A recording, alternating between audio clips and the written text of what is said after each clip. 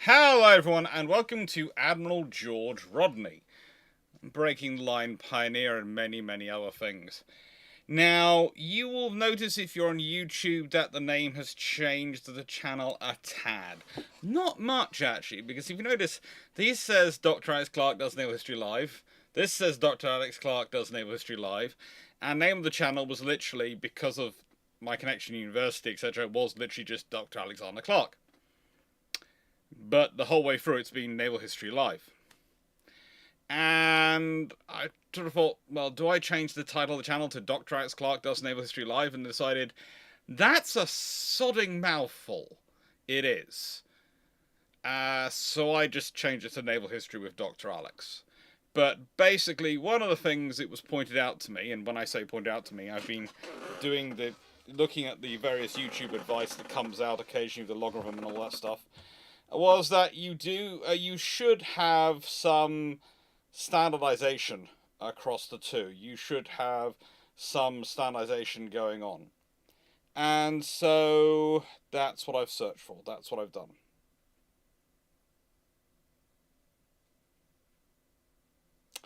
So literally, I've just changed the title. I've added in Naval History with Dr. Alex. Literally, I've sort of standardized the name and naming, because it's always been Dr. Alex Clarke Does Naval History Live. But the university I still do host some videos for, but they don't pay me anymore, so, well, frig it.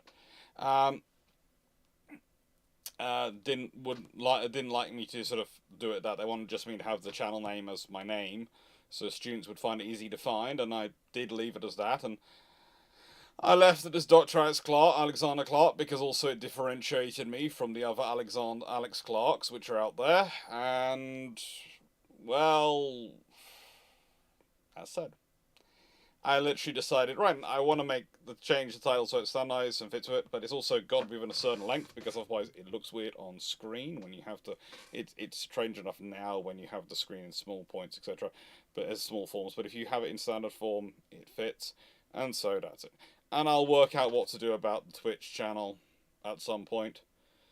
But Twitch is even harder to work out than really the rest, so yeah.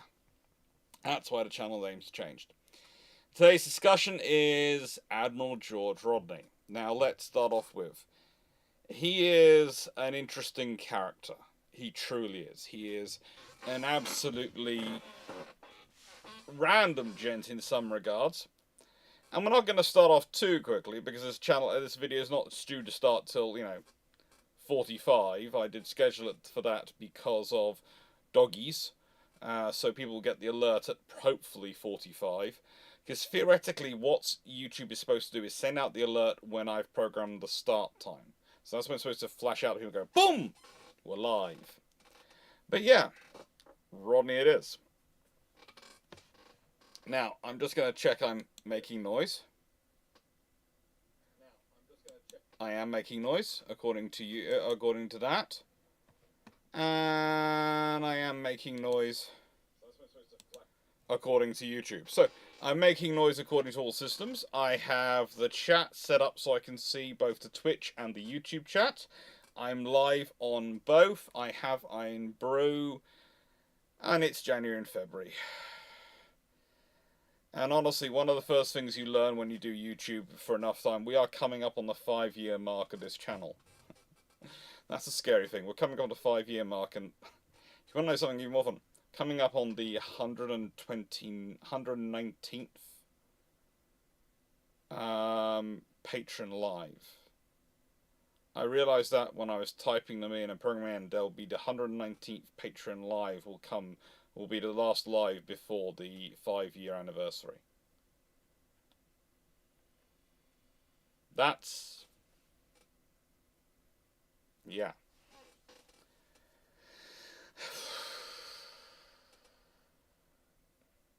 It's going to be an interesting year. We've got a lot of stuff coming up. You might notice that what I've done is there is no Thursday live scheduled for next week, and that's because I'm going to be from London.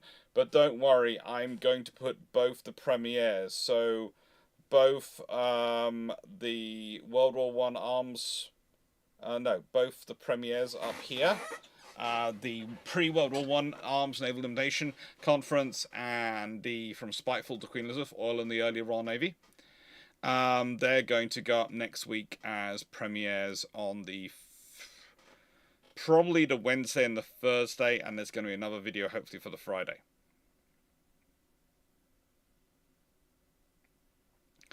Midlife refit and modernization for the channel. Oof, who knows?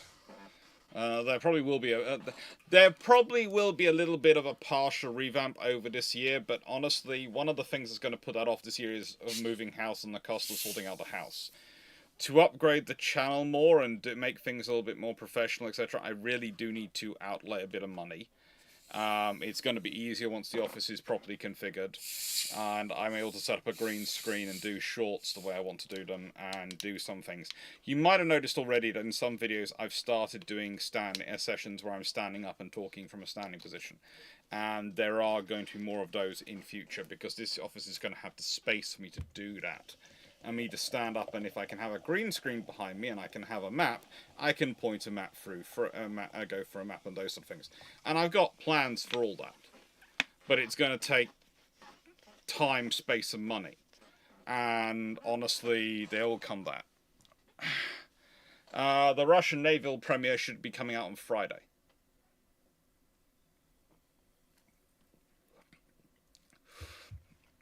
It just hasn't been...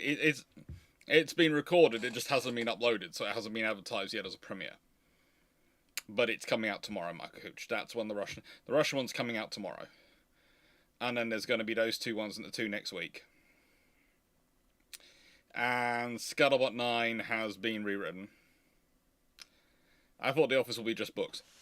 The Office will be heavily books, but there are plans for things like a green screen, etc. Things which are useful to have, so I can do the things I need to do. Hello, everyone.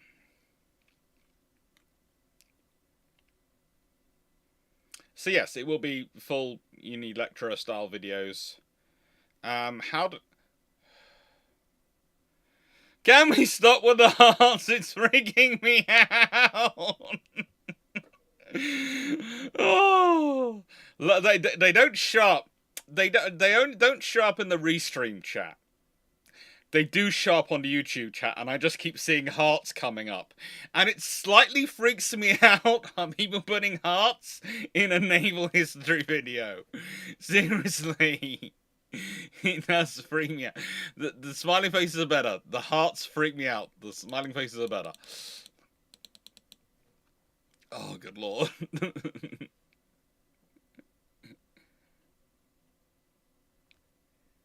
So yeah, it's getting there. It's getting organised. It's getting, developed. We're getting the things placed. So thank you everyone for putting up with us. And again, sorry for a bit delayed start this evening, but literally it got to 7:27 and both dogs were going woof woof woof woof, and it's a case of, oh, you want to go garden? All right, I'm the only one who's semi-free. So doggies went to garden. Oh, good lord, you're getting your taxes done. Goodness gracious me. Good luck, Stafford. Taxes are scary things.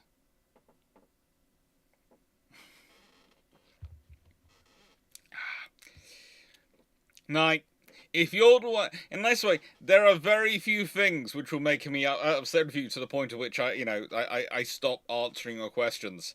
If I find out you're the one doing all the hearts... If I find proof you're doing all the hearts somehow, and I don't know how I could do that, if I find proof, I will start ignoring every other question. It's not fair to freak out your naval historian that way. So, as it should have, theoretically YouTube has sent out the alert to everyone at 45. People have had a couple minutes. Hopefully people who want to be here are here. I know this hasn't been advertised as long as I normally like. Normally I like to put them up for ages in advance so people can see that they're coming. But why so many hearts? But yeah, this one I put on the 13th of February, and I've scheduled it for 30th of February for a long time, was because, believe it or not, we don't actually know his birthday. Okay? Please, if you want to do this, Go and Google Admiral Rodney. Okay? You will find out on pretty much every page, they don't list his birthday. They list his day of baptism. Because we don't know what his birthday is, but we know what his day of baptism is. He's a really important person from history. We have no idea what day he was born. People think it's just Jesus Christ who we've added these things to. Nope. Nope. We have also done this with Rodney. So technically, he is baptized on the 13th of February 1718. But for a while, some historians were putting that he was a Valentine's Day baby.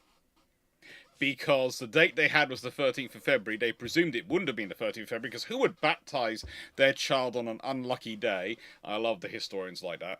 And so some of them put him in as the 14th of February, so he was a Valentine's Day baby. He wasn't. He was probably born in January, maybe December, possibly February, possibly really early February, but it's unlikely, because usually before baptism it's about 3 or 4 weeks. That's the normal. And he doesn't come from a particularly wealthy family who could literally walk into a church they owned the living of. And by the way, that's an actual phrase. If you are a powerful enough family that you pretty much own the village and own the land the church is on and support it, you could decide who the parish priest was going to be, and so you were described as owning the living.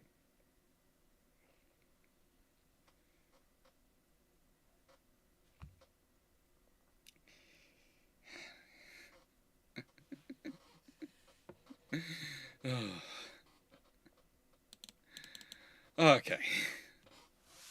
I'll believe you, Knight. I'll believe you.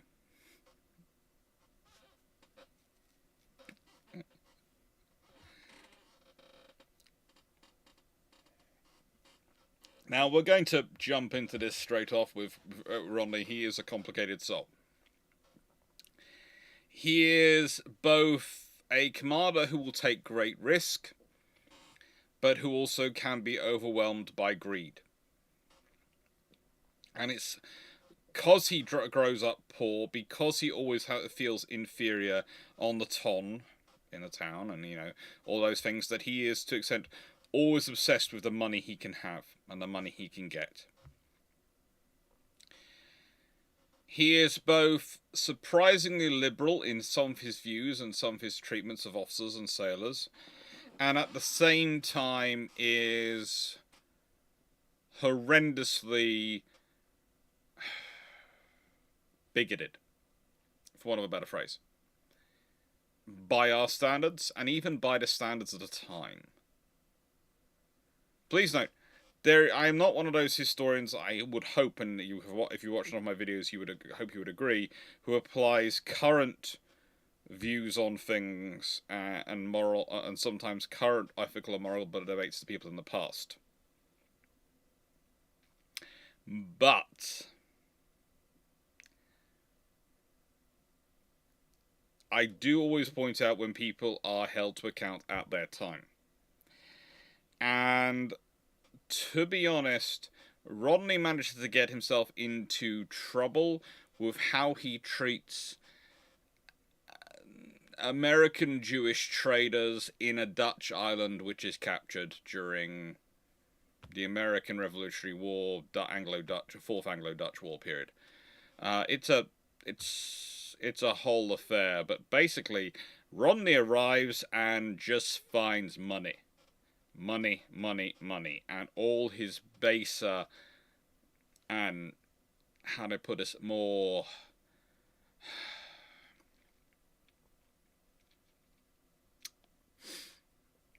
corrupt urges come out. He truly gets so swept up, it seems, with the idea of being able to deliver on all the things he wanted to deliver for his family, for his daughter, for his 4 daughters, for his sons, buying their commissions in the army, all those things which are important for their status as a family, for their future, that he goes absolutely beyond the pale. Now, the really interesting thing when we get in that is there is actually an argument that because of that, because of how he handles himself at that point, he actually loses the American the American Revolutionary War for Britain. Because if he'd stuck to normal modus operandi for Rodney, and I do mean normal modus operandi for Rodney, we would expect him to have almost gone off with a guy called Hood. Where does that name come up so often? And would have been probably the officer in charge at the Battle of Chesapeake, with a fleet of roughly 35 ships of the line under his command. And we'll get into that, but that's one of those interesting pieces of history, because what happens if the Royal Navy wins the Battle of Chesapeake? What happens if they smash the French fleet at Chesapeake?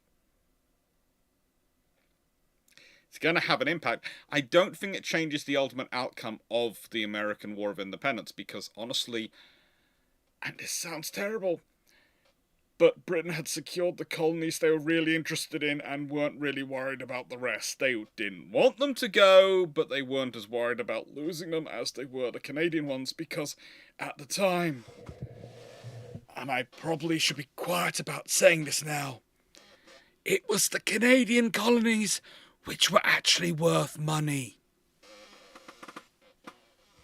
Shh! You have to remember, the Canadians paid their taxes. Trying to get taxes out of the American colonies was a frigging nightmare. So the Canadian ones were actually worth it. And their companies were paying taxes, and everything else was functioning properly. Even there are even various quotes about even the French part of Quebecois. The Quebecois were easier to deal with and less annoying than the Americans.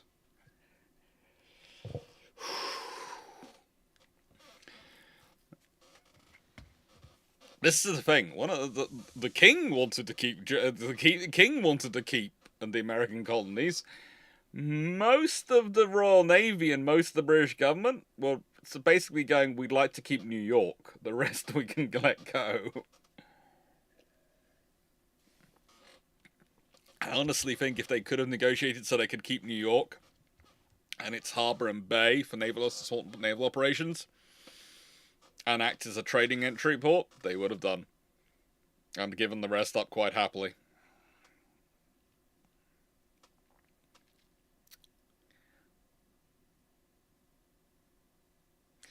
Oh, Zakir Farai. That I don't normally. I do on Sundays. I do a full thing called Naval History Questions, where I answer questions the whole time. But I will answer your question. But basically, on Sunday, I do a brew ships every Sunday, where I answer any naval history questions you have. I will answer. And I do it live on YouTube and Twitch from 7:30 UK time. But answer question is, massive history fan. I asked the question, do you think Columbus found America even though the Vikings were there before him? No. The phrase I always use is Columbus rediscovered the route. The Vikings discovered a route. If there are people already there, it's not discovery when you find it. What you're discovering is the route to it, or rediscovering the route and the viability of the route. Because believe it or not, humans forget things. Humans forget their history. Humans forget how to do things. Look at all the technologies we have in World War II, which we actually don't have today. I turn around to the British government or the American government and go, I want to build a 16-inch battleship-grade gun. And they'll look at you and go, and then they'll go, do we have the manuals for that? Do we even have the machines for that? Do we have the systems for that? They'd have to reinvent it all. But it's the same with some of these great navigators and discoverers. That's where often these people, at a time, they don't refer to themselves as discoverers or explorers. They refer to themselves as navigators, because what they are doing is finding the route. They're navigating to a country. They're proving that you can navigate to that route, and that's how they approached it. Okay. Hope that answered your question.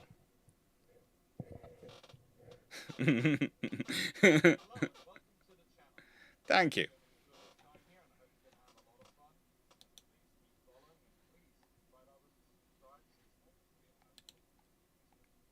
I think someone's just subscribed to the channel. Thank you, thank you for doing that.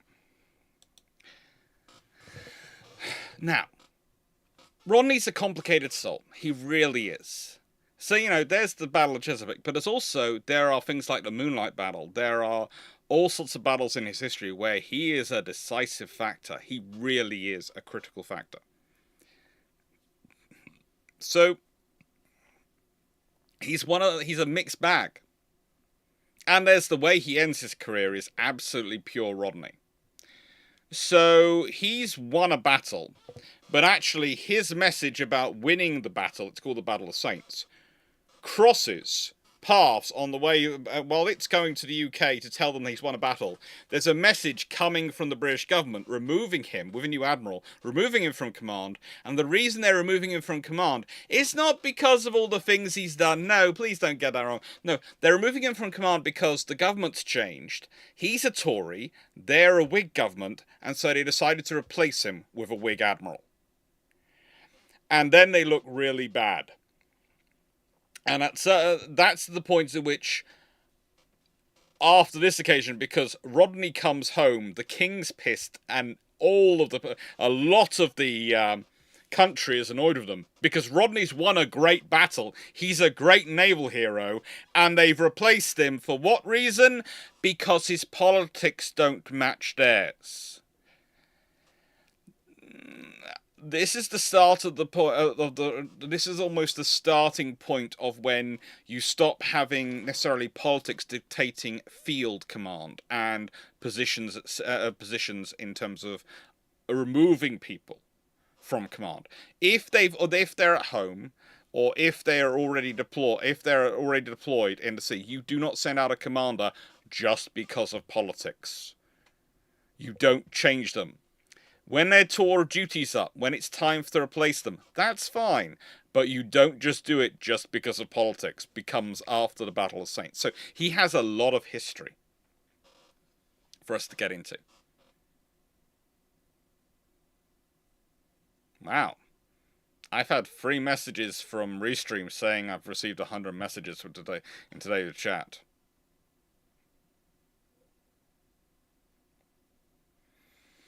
Oh, Rodney was always excessive. He truly was an interesting character.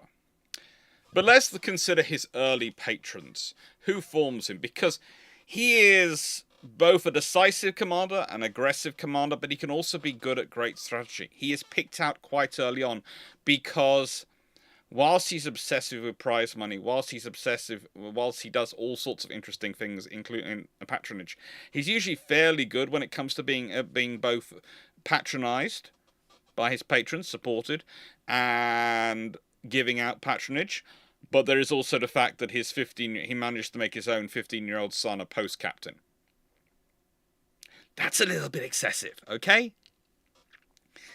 Making your 15-year-old son a post-captain, it's kind of everyone's looking at going, really? He's had enough time at sea. And he went, well, he's passed the lieutenant's exam. Really? He has?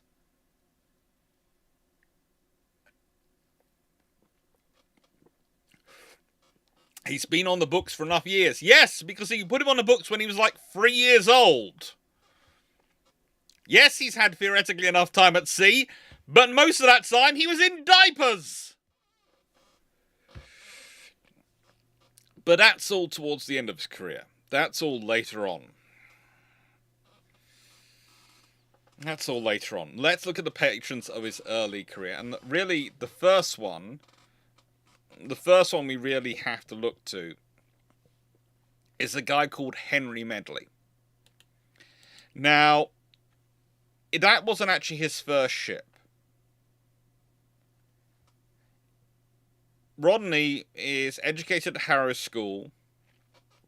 He's one of the last King's Letters boys. Now, King's Letters boys is a kind of interesting form of volunteer. It was introduced by Samuel Pepys in 1676, and the idea was that they were coming in as a midshipman.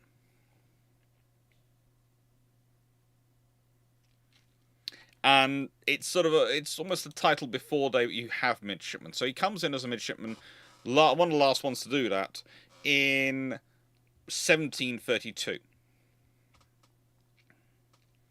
And then he joins the Sunderland. Now, the Sunderland's a perfectly fine vessel to find yourself on. It's a 60-gun fourth rate. And honestly, these are going to become a pattern in his career. But he doesn't seem to necessarily hit it off with the captain of the Sunderland. He doesn't. But very quickly, within a couple of years, so he joins the Sunderland in 1732, he switches to the Dreadnought, serving under Captain Henry Medley. Now, Medley is, how do I put this politely? He will peak out as Vice Admiral the Red, so not exactly a junior rank. He will be incredibly powerful at various points in Rodney's career. But one of the things you should realize about him is that he has a certain policies. He managed to achieve quite good connections, and he teaches Rodney about getting service in peacetime because he comes from a similar background. He also comes from a background where he doesn't have a massive estate and a massive family connections to fall back on. The Navy is growing, it's getting more people in, but it's still a maritime naval society. And frankly, the idea of naval officers retiring to run pubs is not as far out there as you might think. In fact, it's almost a traditional standard for them, rather than country estates.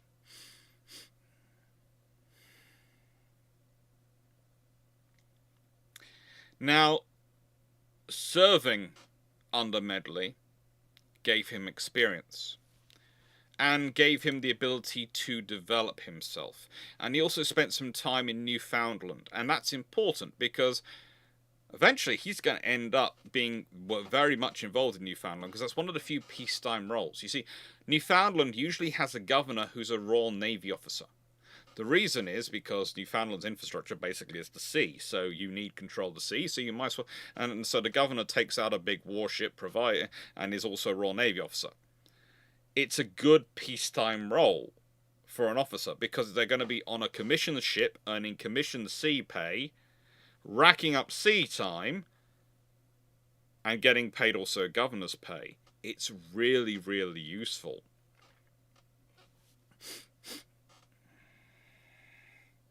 He also spent some time in Lisbon, Portugal, to do some training at this point. And, well, with support of Medley, he's introduced to the Duke of Chandos. Now, the Duke of Chandos is a highly connected guy called James Bridges. He's a landowner, politician. He is powerful. He is... How do I put this politely? Okay, so... in the American equivalent of House of Cards, because he's far closer to that particular incarnation than the British incarnation, he is that sort of style of politician. That style of politician. He's the lead character.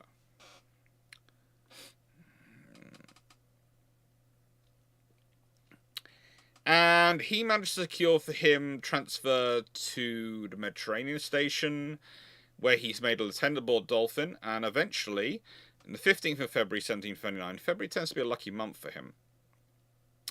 He then is transferred, not too long afterwards, to Namur, which was the flagship of Sir Thomas Matthews.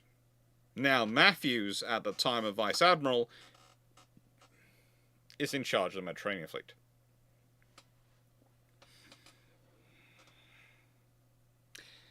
And he also takes a liking to Rodney. What they're looking for, what is the patronage system going on? Well, let's explain patronage. traditionally, what we look at patronage and what people sometimes portray it as is it's a very insular system where you are promoting those people who are connected to you because of their connections. And you're just promoting them and going, well, you know, it's kind of like nepotism. But it's the most qualified of my children for that role who are taking over in that role, sort of thing. Patronage isn't quite like that, okay? Yes, there is going to be some of that. There is going to be a case of, oh, these people are the friends or family of people who I like, so I'm going to help them. But let's say you're trying to build a political faction. Let's say you want to run the government someday. Well, you're going to need to have, in your extensive list of people who you can appoint and trust to run the roles, people who are actually going to be good at those jobs. Especially things like the Admiralty. You're going to need Sea Lords, and you're going to need a First Lord of the Admiralty, who actually know what they're doing. Because if they don't, no other part of the government can muck up quite so quickly in this period as the Navy, which is being run improperly. And that can cost you your government. Because you have to remember, in an era when everything is about who you know, it's also about the image of who you know. And the moment your image is tarnished and you look like you're not effective, that you can't do your job, you lose. Politics is far more cutthroat in a period when people know everyone firsthand. Just remember that. When you have voting districts, which, let's say, rotten boroughs, but even some of the non-rotten boroughs might just have a couple of hundred voters in them, there is the probability that everyone will actually know who you are, and you will know every one of the voters. And if they don't think you're effective because they actually know, because they're actually connected into what's going on, oh boy. And it's the same as naval officers. Naval officers, in the nicest way, if I'm going to give you a patron, why am I giving you why am I patronizing junior officers? Why am I supporting them up? Well, it allows me to have officers to support me in my command. I need to have good, solid officers who I can call on to run my ships. I need them to be effective officers, because otherwise I will lose battles.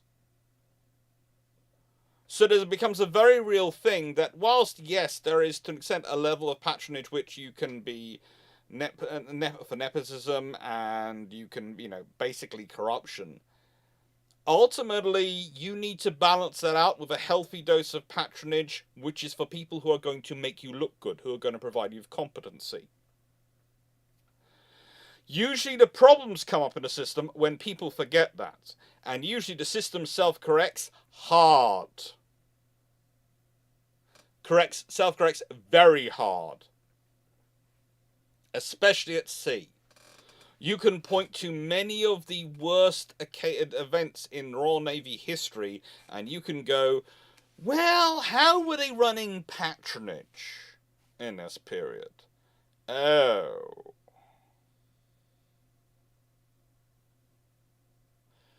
So that is the reality they have to deal with.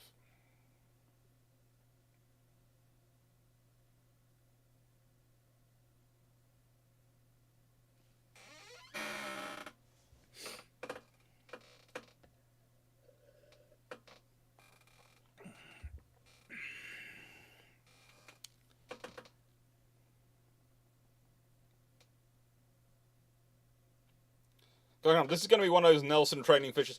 Honestly, Rodney trains a whole host of people, who then train a whole host of people. And this is one of the things. When you go down the patronage scheme, it's beautiful. British Naval History, if you go down the patronage scheme, it just becomes a whole thing. But also, here's the thing about it. Think about it as a reflection of natural human society. Because think about leaders in businesses. Think how many people like to take people with them from company to company.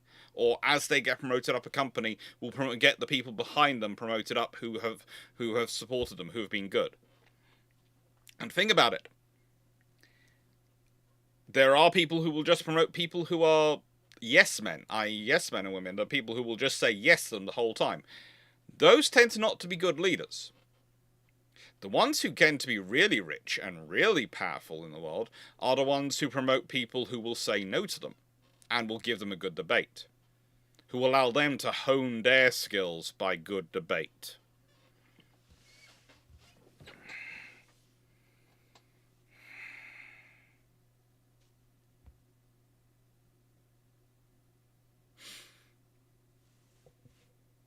So, yeah, patronage.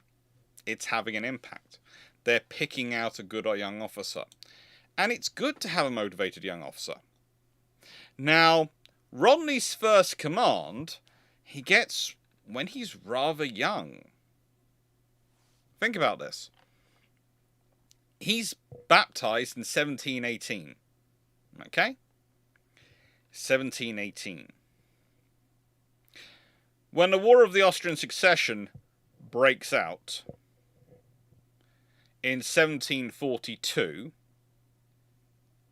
he is ordered by Admiral Matthews to launch a raid on Vettimiglia, and he takes some small boats, some small crafts, and goes and does this, and he does well.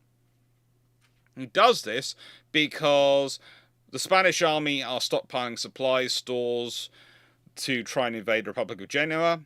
He goes and destroys those supplies and stores and delays that protected plan of invasion. He gets promoted to post captain because he does this job well. See this? This is the other problem with patronage, and also what happens a lot. Okay? So I'm promoting you because I think you're going to make me look good. I'm going to now send you off on a mission. If you succeed, your chance is, if you succeed, you get another promotion. If you fail, you're probably going to end up dead. That's the other side of the patronage coin. He succeeded. He comes back, he's made a post-captain. And remember, the important point is to be made a post-captain, because if you're a commander or a senior lieutenant, yes, you can command a small ship, but you can't command anything of 6th rate or higher. Any rated ship. You can only command a rated ship once you're a post-captain. And that's why, after that, he gets commanded. He's made a post-captain and he's given the Plymouth in 1742.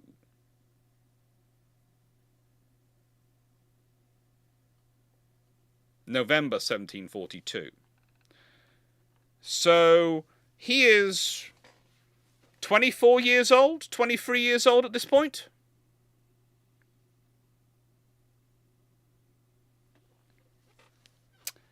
And he has now got a 60-gun 4th rate to command. Just think about that. Next time you hear someone complaining about the age of fighter pilots, or the age of helicopter pilots, or the age of people commanding companies, etc., and just remember, Hollywood tends to use actors who are far older than the characters they're portraying because audiences won't believe they're actually as young as they are. Remember that you had 24-year-olds being put in charge of 60-gun 4th rate ships at a line.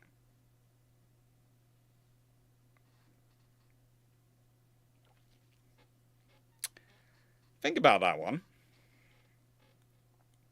She's a good ship. HMS Plymouth had been rebuilt in 1722. She is a capable vessel. She's armed with 24 24-pounders, 26 9-pounders, 8 6-pounders, and 10 6-pounders. 8 in the quarterdeck, 2 in the forecastle. She's got a decent broadside going on for her period.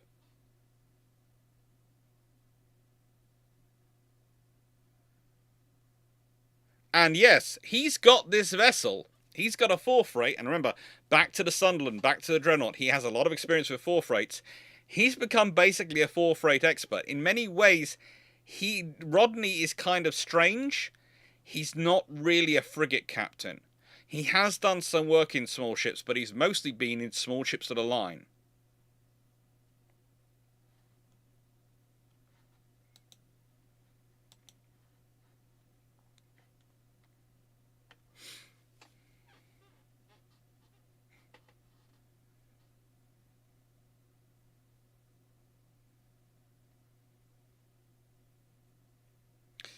I read my coach. I read Nicholas Rogers, I think, potentially writes that captains were given flagships to their first post ship with the exception the admiral would advise them in their first major command.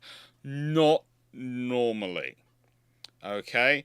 Normally they're given frigates. Normally they're given something which, if they break, it doesn't cost them too much. They might be. The point is, by the time you pass it, you're going to have a sailing master aboard. You're going to have lieutenants. You're supposed to be competent at sailing. And if you consider, whilst yes, he's 24, he has joined the Navy in 1732. So he's been in the service for 10 years by this point. And he has spent the vast majority of that at sea. He's already served with admirals aboard their ships. He's passed their training. Usually admirals, when they're picking a captain, they're picking someone who can take over to the technical. They're not picking someone who's been on their first command. They're picking someone who's taken over their command, who can take over their command if something happens to them. Now, sometimes you will have ships have two captains aboard underneath an admiral. You will have a sailing captain or a fleet captain, and you'll have and another captain aboard. Sometimes they'll be considered the captain of the ship. That is usually one of those will be a lot junior to the other, but it is rare that you have it's someone on their first thing. Normally it's sixth rates, honestly, if they can get away with it. If there's a sixth rate available, fifth rates, if you can find a smaller one, that's a good thing for a first-time captain. Most captains will spend time in frigates before they get to command larger assets. But that's not for him. That is not for him. Now, the interesting thing that comes about is that he then moves on to the Ludlow Castle, which is his new ship, and he uses that to blockade the Scottish coast during the Jacobite Rebellion. And here's where things start to turn from a patronage point of view, because one of the midshipmen aboard the Ludlow Castle was a guy called Samuel Hood.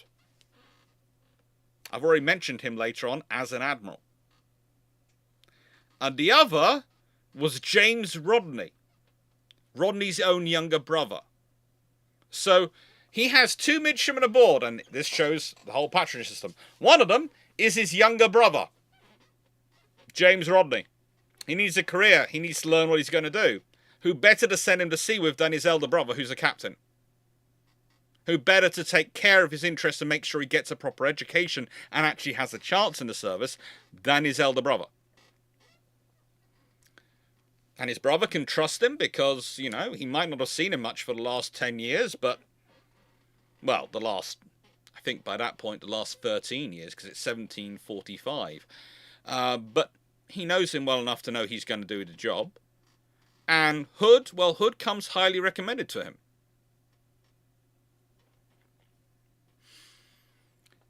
In 1746, he transfers to the Eagle, which is another 60-gun fourth rate.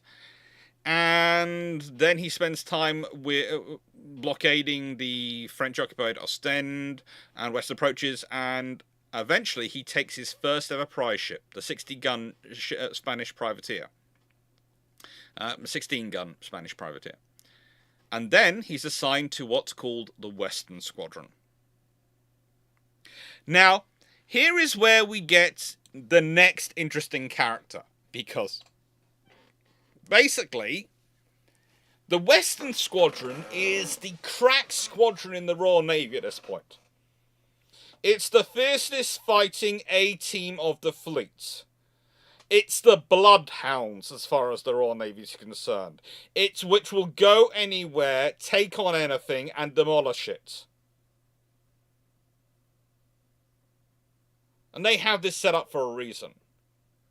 By the way, if you want to know where the A-team is during the American War of Independence and during the War of 1812 and all these things, it's in the Western Squadron. Blockading the French or doing other duties around that area. The Western Squadron are the crack force, and they are built around Admiral Hawke, the master. Now, up until this point, you might have noticed I haven't mentioned any massive battles. Well, he's got one coming. He's got one coming. The idea had been that if you placed this crack squadron in the western approaches, they could both influence the English Channel and guard its entrance, and the French Atlantic coast, should the French Navy try to move out. So they could support the blockading forces and protect the English Channel. And by the way, this is one of the forces which is waiting for the Franco-Spanish fleet should they get past Nelson at Trafalgar. The Western Squadron is usually the only squadron in the Royal Navy which isn't short of ships. It is absolutely essential to Royal Navy strategic doctrine, and as such is the squadron which is first raised, which has first dibs on all the equipment. They don't always have enough ships for their admiral's command, but they're never short of ships. Okay? Admirals would always like more. That doesn't mean they don't have enough to do the job. They just would like have enough to do the job and have some spare. There's a difference. Now, the first Battle of Cape Finisterre, and that's when the fleet's under command of Lord Anson, rather than Hawke, is a nice big battle. But HMS Eagle hadn't been there. She'd been taking prizes, and she was taking those captured prizes to Kinsale in Ireland when the battle took place. So Eagle wasn't there. Eagle keeps taking prizes and is doing a very good job as far as the fleet's concerned, but she's not there at the fight. This is another thing why sometimes the fleets want more ships, because whilst you might go, well, your table, you have allocated to you 60 ships of the line. Yes, well, they have them constantly have about a quarter of those here at home refitting in dry so that takes me down to 45. And then I might have more coming out to me, sailing back with victuals, managing prizes that have been taken, because as we're cruising up and down, we see merchant ships, we see privateers, we see warships. So that means I actually only have 30. And that's the problem, which you go, well, you see, the thing is, you've allocated me 60 based on a French strength of 40, which is fine, it should give me enough. But the reality is, I have 30, they could mobilise all 40. Then I'm in trouble, in theory. In theory.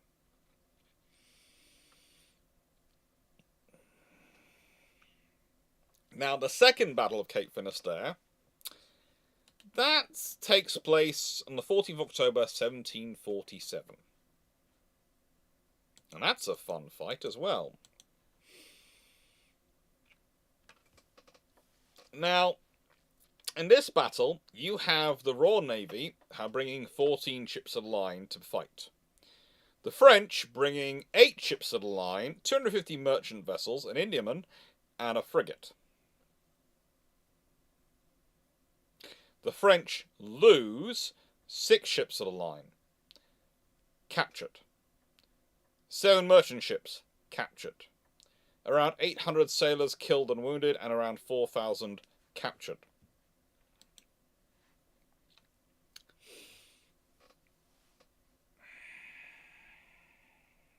Rodney was at the rear of the British line, rear of Hawke's force, and there's a reason for that.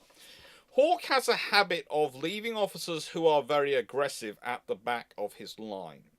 Anyone would guess why you would put an aggressive officer, an officer known for their aggression, at the back of your line in an engagement in the Age of Sail? Anyone want to put forward an idea? Put it forward in either Twitch or YouTube, and I'll in the chats, and I'll see it, and I'll probably read them out. I know on Sundays I have the chat at this point on the screen, but I can't have this with the current format of the system. I can't have this as big as it is and have the chat on display, but I have an idea of how to figure that out. Hunt Stragglers from Jonathan Moon. Not quite. Okay, any other suggestions?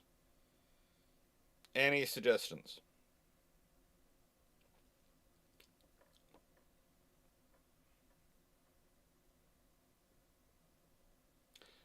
so the rear actually comes up to engage. Make sure they don't run off ahead.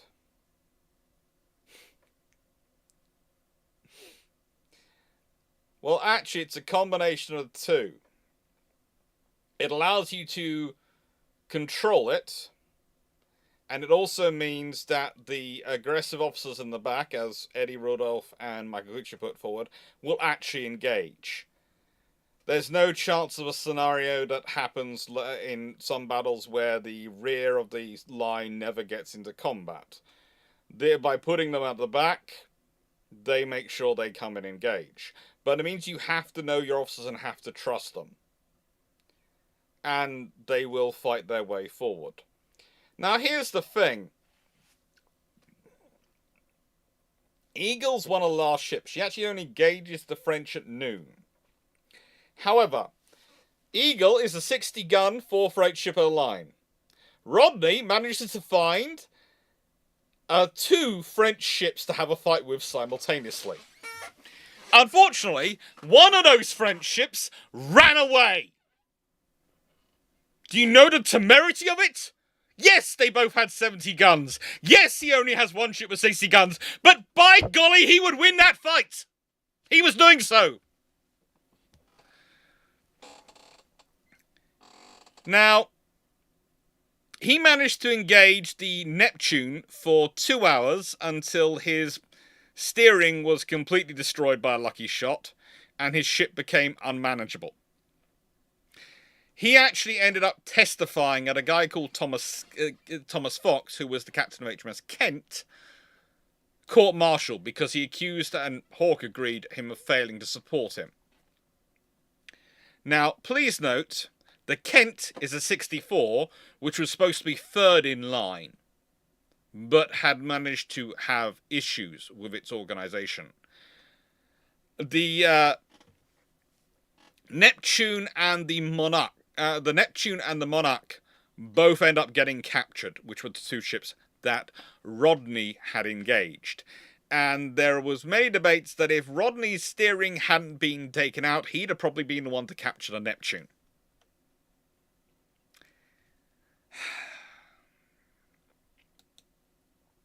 They did well. They did well. The thing is, the Western Squadron under Hawke had excellent discipline in Rodney's view, but it also had a very strong camaraderie. Hawke is an absolute master at building up a fleet. If you want to, he's one of the people I'm going to be talking about this year at some point. He will get a key leaders video.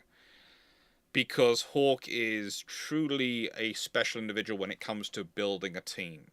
And a lot of leadership is about building the team. It's about selecting people and letting them play to their strengths. People think leadership is about what the leader necessarily does in terms of how they act and how they... No, it often can be just as much about how you build the team around you as a leader. And making sure the pieces work together. And how they work together. How they support each other. And how they integrate. You can use someone who's like Rodney. You can use someone who's like Nelson if you build the right team. Hawke is good at building teams.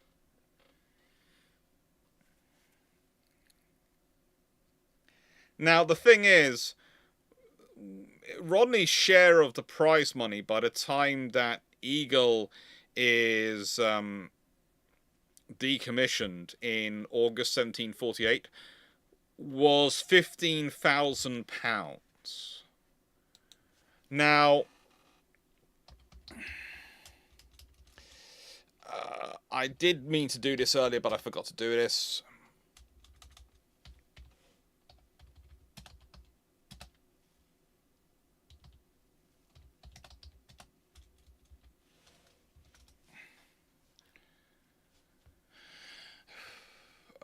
But if I do... if I go to the Bank of England calculator... and I go back to 1748...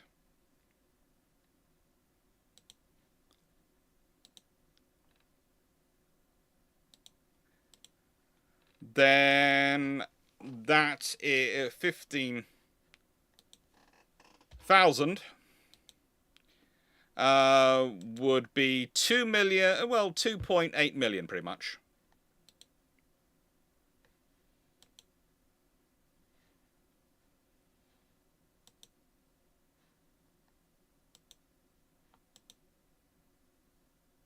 That's fairly decent.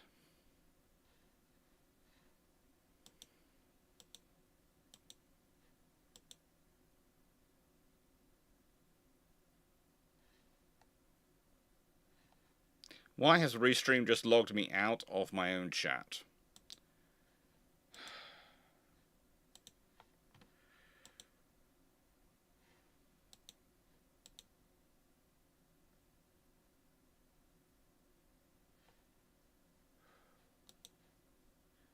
No idea why.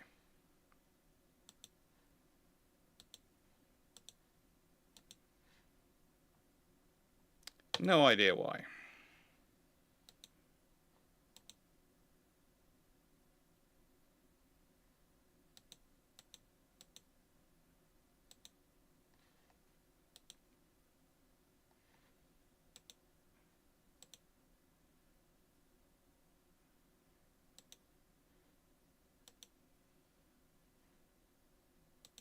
Oh well, as long as you can all still hear me with okay, and I will set up the Twitch so I can all the things so I can see the different chats separately, and I'll have that argument restream later. Oh. So even with the French running off with some of his prize money by managing to give it to other people, he still made a decent chunk of change. He really did. So this is another incentive for why naval officers are the way they are in this period, why they are so aggressive, because if you do capture ships, you can make a lot of money. You can set yourself up for life. Now, admittedly, Rodney can't, because Rodney likes to live a high life. But,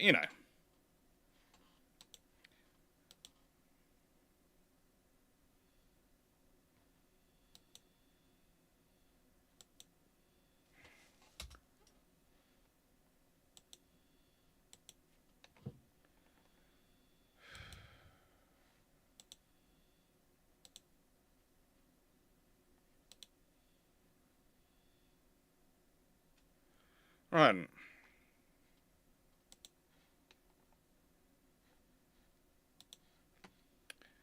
Let's see if that works. I think I might have fixed the chat.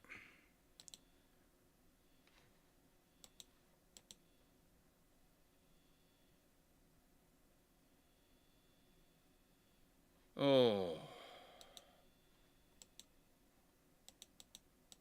I'll deal with that in a bit.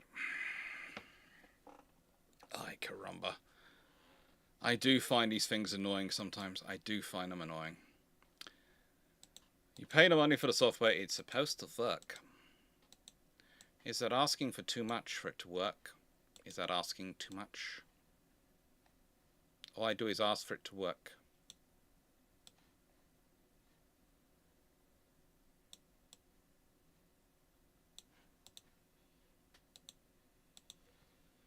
So, yeah. He's had a good time. He's had a good bit of experience. He's managed to grow a bit as an officer and experience his life a bit. He's managed to develop himself. Now, remember I talked about Newfoundland and I talked about the lovely Henry Medley. Well, guess what happens? We've now got peace. So technically, he should be out of employment and living off that prize money. But do you want to do that?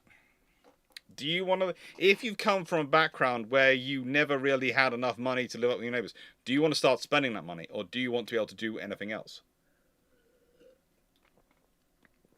Do you want to find something else to live off? And that's what he does. You see? He's given command of HMS Rainbow. He has a couple of other ships. He's made a Commodore. And he's appointed in May 1749 as Governor and Commander-in-Chief of Newfoundland. One of those key peacetime appointments. Okay, he's going to earn governor pay and captain pay. Now, he gets this role because he's been very successful at showing he supports certain key interests and protecting the British fishing fleet in Newfoundland from pirates or privateers while it's carrying out the valuable cod trade is critical for the national economy at this point.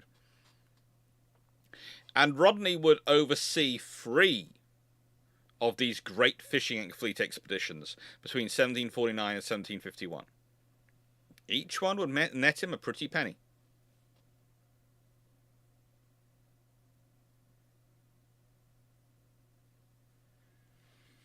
Now, it's also at this point that he managed to start getting the support of the Duke of Bedford and Lord Sandwich. He's managed to segue, and he does this quite carefully and without upsetting anyone, but he managed to segue up from the early support, the supporters of his early life, Medley and Matthews and the Duke of Chandos, up to the new powers, the new rising political powers, the 4th Duke of Bedford, John Russell, and the 4th Earl of Sandwich, John Montagu. Yes, he is the one who's famous for how he liked to eat, what he liked to eat at lunchtime. It's always great to be famous for what you want to eat at lunchtime.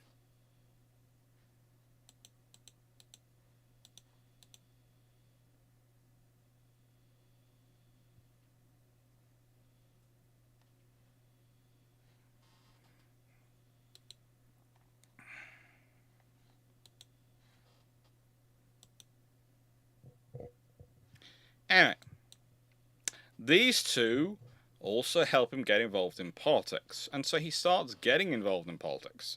In 1750, he stands for the Launceston by-election, unsuccessfully. In 1751, he's elected for Saltash, which was an Admiralty-controlled seat.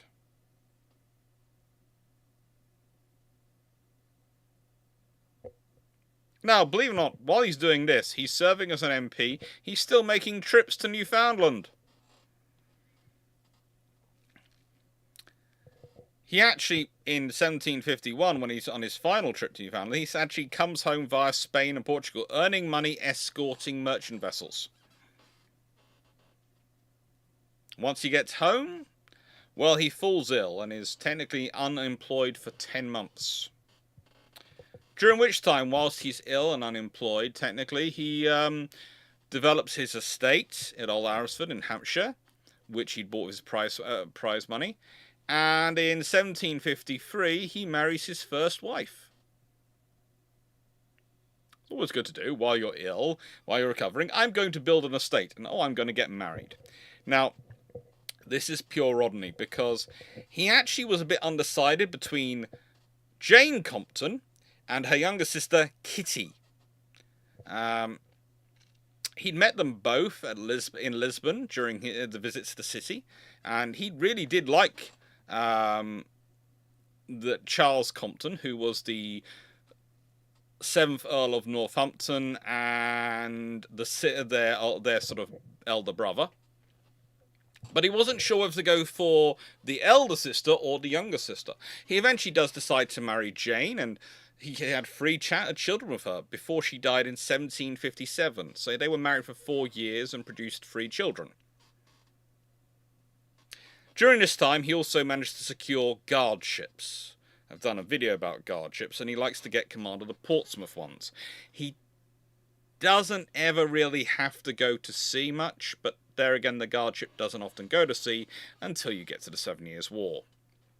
Guard ships are about being there in case there's something happens, not about necessarily going to sea.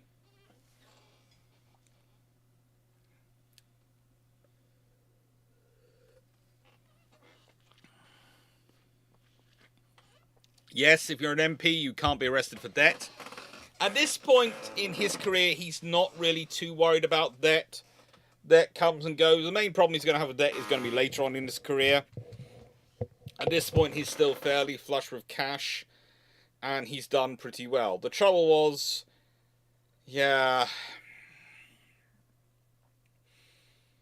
he'd got used to this lifestyle now, and now he's getting more senior, and the more senior you get in Navy, the more costly things are. Really, the more costly things are.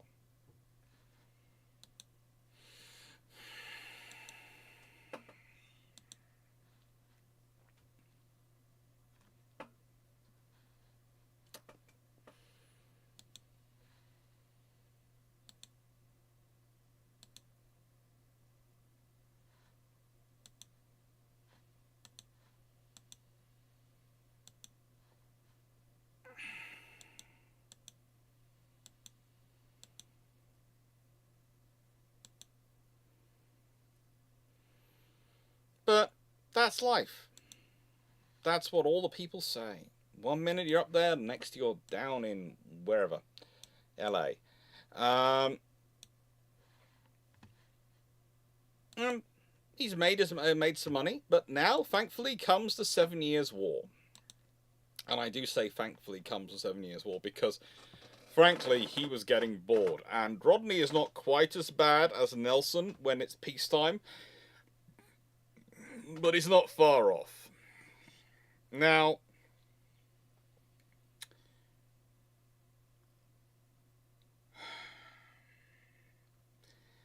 in 1755, he takes part in the raid of Rochefort, and then in 1758 is the siege of Louisbourg. And, well, if we consider the raid of Rochefort, the expedition, and what he's doing in it, he's commanding the 74-gun vessel HMS Dublin. And this is a useful vessel for them to have. This is an important vessel for this force.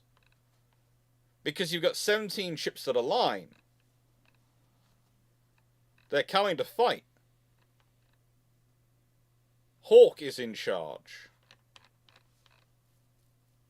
And the thing is, whilst the relationship with the army is interesting, there's this guy called John Mordaunt in charge, who is an interesting general. He's also got a junior commander, or second in command in terms of the army terms, called a guy called James Wolfe, who I'm sure none of you have ever heard of. But Hawke is the naval commander. And the thing is, the chain of command is interesting, and how it works.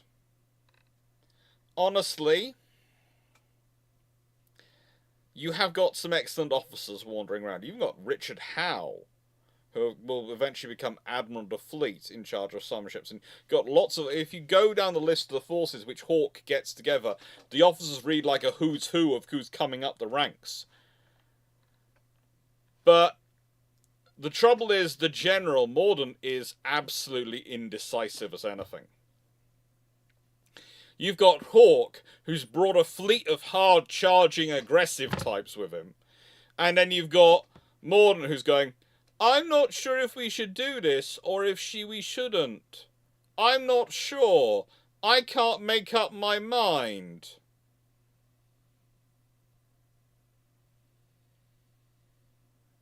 And eventually Mordaunt decides to withdraw because he believes the Navy was needed to cover against a French fleet coming from the West Indies, rather than sitting indefinitely off Rochefort, waiting to raid. And Hawke's sitting there going, there are other ships! There's another whole fleet for that job! Why? You're a general! You have no say in these matters! What are you talking about? We were sent to kill the French, and you just sat there for a week! Hawke is being incredibly restrained. But honestly, his hard-charging captains, the more you go through the list, the more you find them going, why are we waiting for the army to do this? Let's just do it ourselves! What are they on about? We're literally sitting here. We brought enough artillery to level a small country.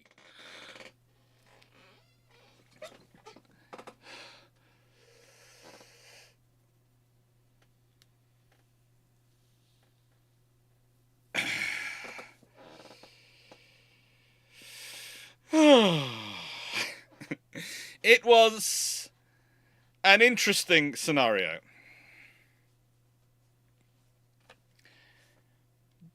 Basically, the NATO, especially Howe, but also Wolfe, do well, trying their best to get ashore. But the trouble is, there's also something else going simultaneously. We'll get into that in a second. The siege of Louisburg, well, that's the next one. And at this point, again, you have various naval officers sent out in command. You at this point have Edward Boscawen in charge, and you have Wolfe again. You have Amherst. You have others.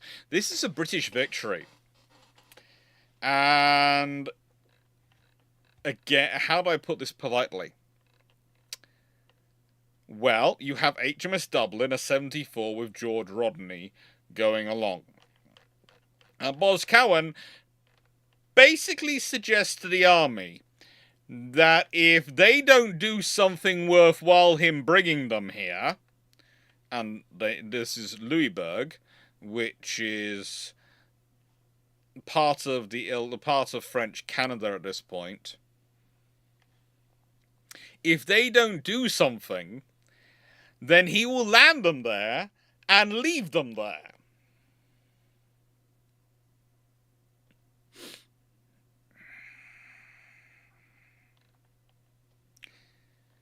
It is a brutal order of battle because they take 150 transport ships, they take 40 warships, and they take 14,000 soldiers, most of whom are regulars, whilst there were some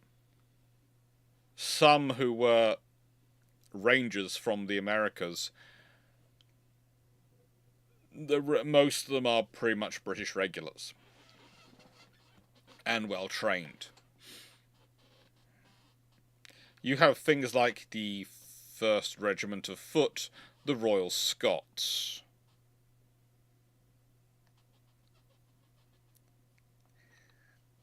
You know, just small histories going on. And as soon as they get there, they manage to do their duty. They manage to secure a beachhead. They manage to push up the siege. They manage to get in. They manage the Navy really keep attacking. And while they're doing it, they use James Cook to get their maps up and make sure they know where they're going. But Royal Navy ships actually managed to send in cutting out parties to destroy some of the French ships in harbour and actually capture them. Which allows the Royal Navy to enter the harbour. Once the Royal Navy are in the harbour, things are over. Now, one of the things I would say is, with both Louisburg and Rochefort, you can't necessarily blame the entire things or the issues on the army. It is amphibious warfare. It is something new. But the reality is, there are also things which are quite well known and understood. One of the problems at the time which adds to the army's argument, though, is the whole Bing incident, which we're getting to in a second. That's all.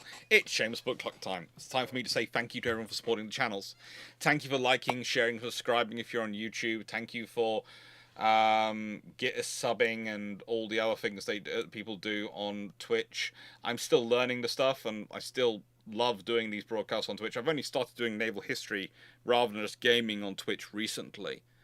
It's basically since I got restreamed for the Historiathon, and I hope you've been enjoying it. I hope you've been finding it interesting. I've been kind of liking doing the dual streaming and having it both going up, because I think it's a cool thing to do from a naval history perspective, and from sharing the stuff perspective. I'd love to hear what you all think.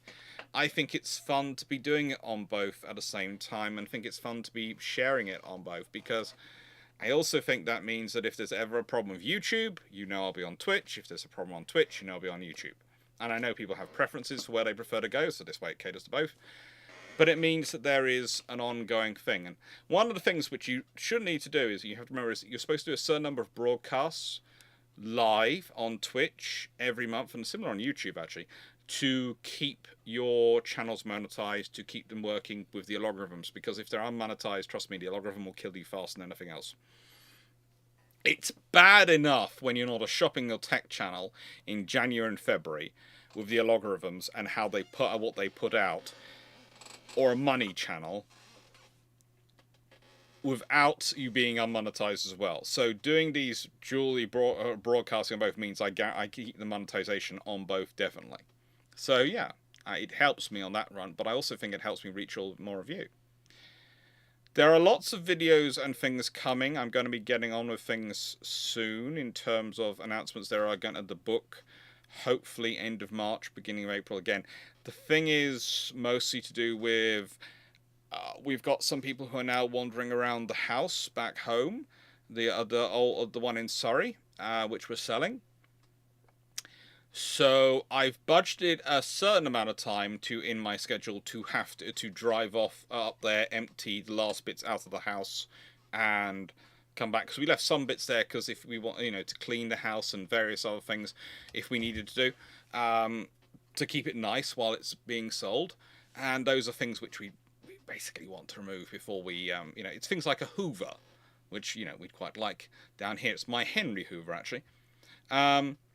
So there is a sort of a period where I'll be having to rush up for that, but hopefully that's been back for in time.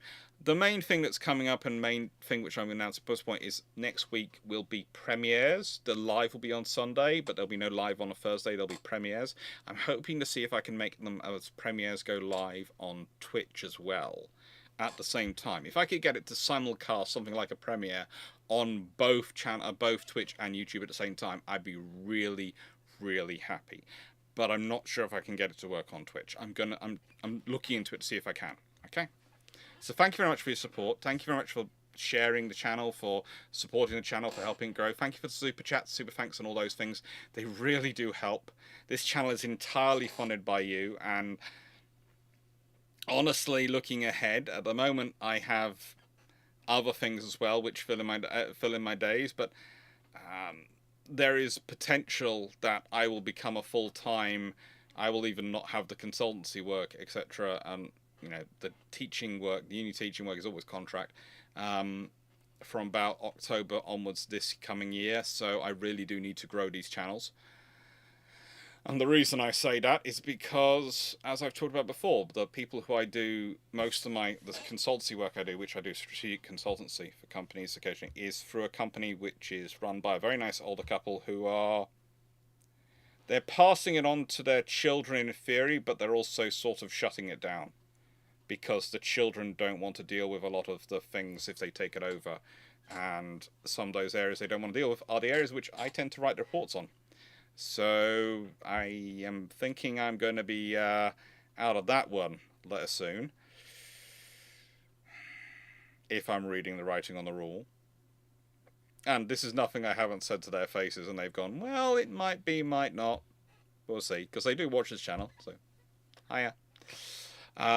But with all that being said, I want to really keep this channel going. I want to keep doing the history, so I'm going to want to grow this channel, grow these Patreon, and grow all those things as much as I can. Hopefully grow it by delivering good quality content to you all, because that will help me then carry on and hopefully grow that side and be independent in supporting things. But that's all in the future, but that's a bit of an update, as I tend to use the shameless book plug to say thank you and to give you a bit of an update.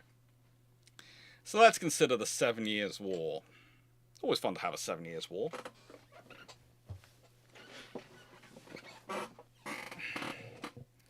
I doubt that's the longest shameless book plug. I very much doubt that's the longest shameless book plug I've ever done.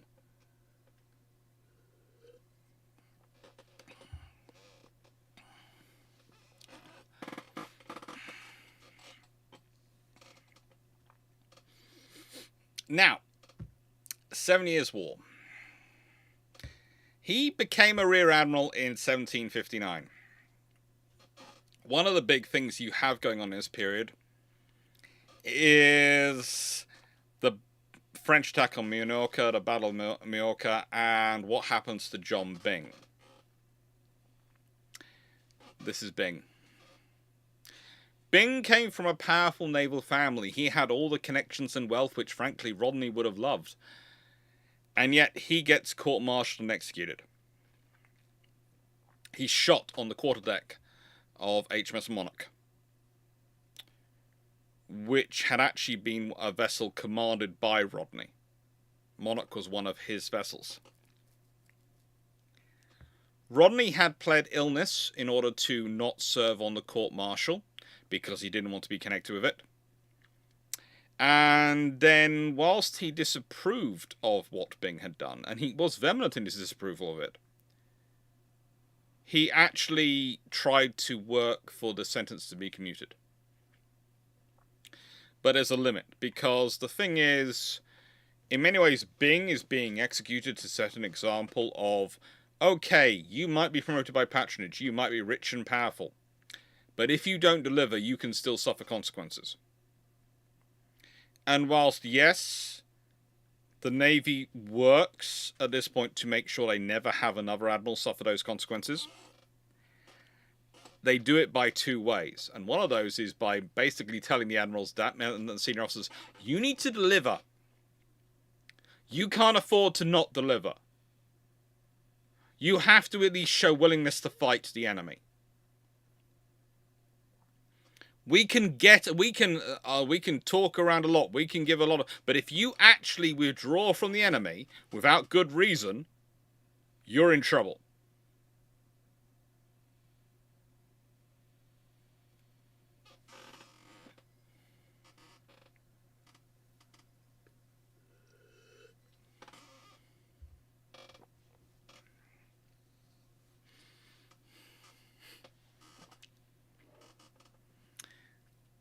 Now, this is also in period, of course, the 7 Years' War is part of the Second 100 Years' War period. And as anyone who knows, who looks at those wars, knows that neither the 100 Years' War, which is officially called the 100 Years' War, nor the set of wars which unofficially referred to by historians as the Second 100 Years' War, because every war ends, the peace is sort of the kind of peace where both sides are rapidly trying to find any sharpened sticks they can possibly grab their hands on, let alone real weapons at that point. Always interesting when you go, yes, we've got peace. And what we're going to spend the time with peace. Well, you know that stockpile of ammunition? Yeah, we need more. And those warships, we need to build more. We need to stockpile stuff. Food, ammunition, everything. Who's doing the hearts? Stop trying to freak me out. It's not fair. Stop it.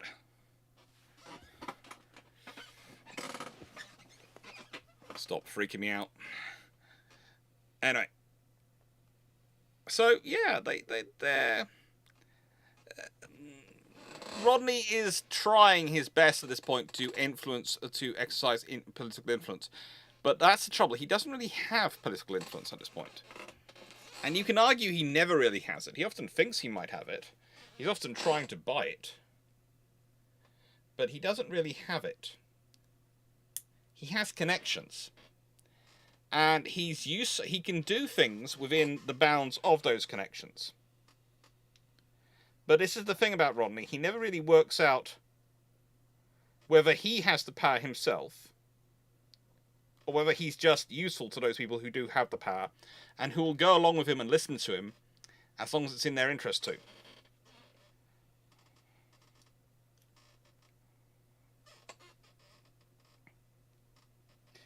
And that's his problem. Because sometimes he thinks he honestly has the power. And that's often a problem for naval officers, because, especially ones who become admirals, they're used to dominating every room they're in. Let's consider how many admirals there are in this time period, and then consider exactly how much power there is, and what, where they are. When he's off at sea, he's a he's a rear admiral. In the next operation we're going to be discussing, Le Havre, he's in charge. He's the only admiral. He's the only naval officer there. He was briefed personally by Lord Anson. He's being sent to Le Havre, the mouth of the River Seine, and he's being sent there to deal with what is a proposed threat to invade Britain.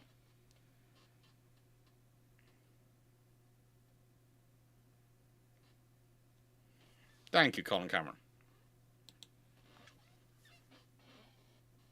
It's important he goes.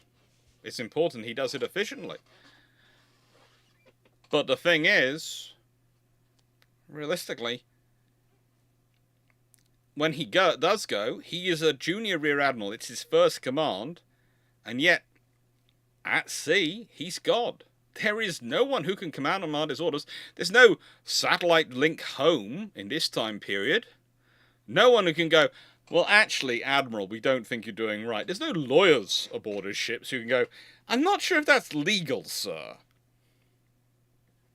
The law is what he says the law is within the framework of the Articles of War.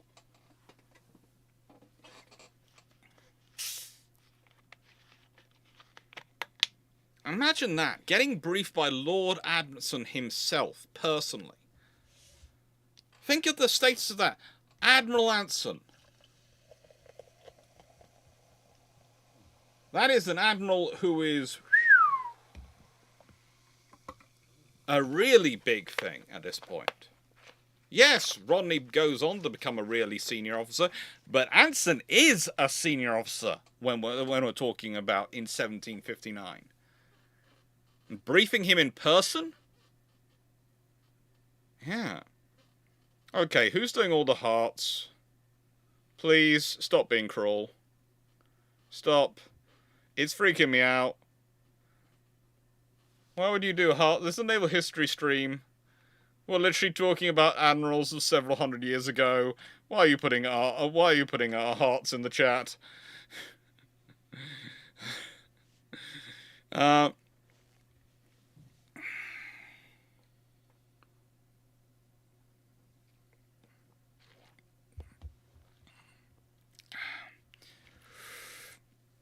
I wouldn't be that cruel to shut them off, but, you know, I just mildly get a bit freaked by it.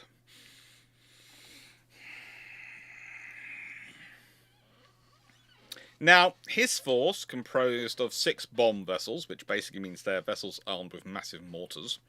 They can fire, they've got mortars, they can do this high trajectory, which is illustrated on this image here, and can therefore bombard positions over walls. And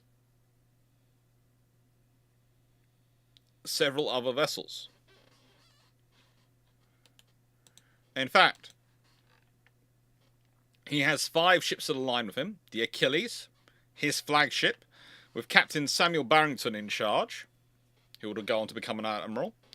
HMS Chatham, which was a 50-gun ship under command of John Lockhart, who'd go on to become a vice admiral. The Deptford, under the command of a 50-gun ship under Captain John Holwell. Isis, under Captain Ed Wheeler. The Norwich, under Captain George Derby, who goes on to become Vice Admiral George Derby. The Brilliant, which is a frigate, 36 guns, under Captain Hyde Parker, who goes on to become Vice Admiral Sir Hyde Parker, well known for his involvement in certain escapades. Juno, under Captain Henry John Phillips. A name you might recognise, HMS Vestal, 32-gun, 5th-rate ship of the line, under Captain Samuel Hood. Oh my lord! Hood's appeared again! I can't think there's any connection going on here that one of the frigates is commanded by a guy who used to be midshipman of Rodney and has been around Rodney at several points in his career. They come through very fast on my side. Very fast. Then we have Boreas under Captain Robert Boyle, who goes on to become, well, it's quite a famous Captain Robert Boyle Walsingham. HMS Unicorn under Thomas Graves, who goes on to become an admiral. Even the bomb vessels are commanded by officers who go on to quite senior ranks. There's one which is Caracas, which is commanded by Charles Inglis, who goes on to become a rear admiral. This is not a small force, B, a lowly qualified force, and C, a force which doesn't have the capabilities here.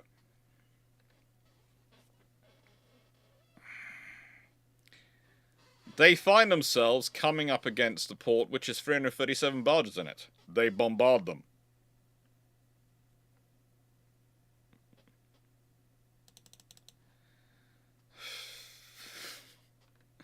Now, these are mostly 60 and 50 gun ships. They are mostly 4 freights. Okay? They are 60 gun technically is a third rate, but not quite at this point. There are some sort of differences in numbers at this point. Anyway, they managed to get in a position. They put the bomb vessels in the channel leading up to Honfleur, and the bomb vessels managed to fire 3,000 shells for over 50 hours. They don't stop firing for over 2 days. Rodney then remains blockading the port for the rest of the year and captures a lot of prizes, becoming very financing. They start this in July 1759. They spend a year off there. They capture a lot of money.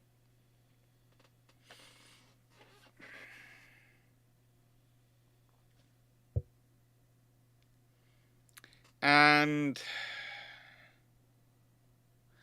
well, the thing is,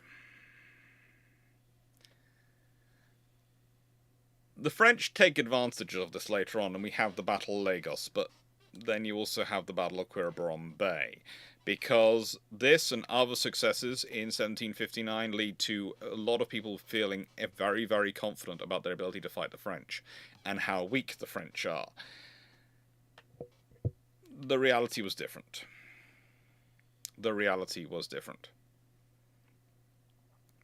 Now, basically, Rodney spends the next 3 years mostly on blockade duty.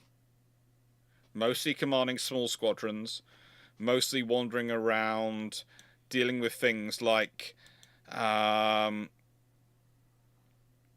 Dieppe and Le Havre and other spaces, and providing a blockade. It's the important part of the Royal Navy in this period. How do you stop the French economy? How do you stop the French being able to invade Britain? You blockade them. You get too confident, you get into trouble with it, but you can do it. Anyway, he keeps showing off how good he is. But please note, while he's sailing around doing these things, it doesn't stop his political career, and this is what's going to probably scare you all the most, to realise this is a scenario, because whilst he's literally blockading Dieppe, he's running for MP for Penryn. Now, Penryn is a constituency in Cornwall, which is not a million miles from me. It's in the same county. Okay? He actually gets elected to it in 1761, and in 1762 he's sent off to command the invasion of Martinique. Remember, he's had quite a lot of amphibious experience at this point. He's done it under Hawke, he's done it under Boscawen, and he's again selected by Lord Anson. Anson has gone, you know what, Rodney does a good job. We have to send something off to Martinique. If I select him to do it, it's going to promote him over other officers, but I trust him. Because, you see, the previous attack had failed in 1759. The previous attacks had failed. And, well, sending Rodney, that's going to work. Because Rodney is going with a guy called Robert Monckton, who's also quite a good general. He'd been second in command to Wolfe at the Plains of Abraham when they'd taken Quebec. So he's quite an aggressive... You found an aggressive general. You've got an aggressive admiral, and you put the two together, and you go, right then, there is this lovely place in the Caribbean, in the West Indies, belonging to the French, called Martinique. Really? They have privateers, a couple of 1,000 or so regulars, some militia. We want you to take 8,000 soldiers and a fairly decent fleet, and we want you to do what you need to do. We really want you to do what you need to do. And yes, I'm going to go with the party symbols coming up in the chat. It is a party time as far as these two are concerned. It was Seneca who was sending all their love.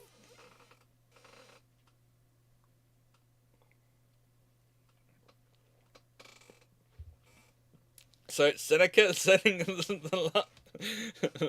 I don't know who's sending all the hearts. It's slightly worrying me.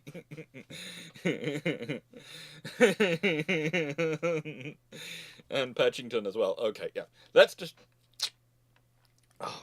to the Battle of Martinique. Stop being distracted by the hearts in the chat. It's not fair to me, but we'll leave that to one side.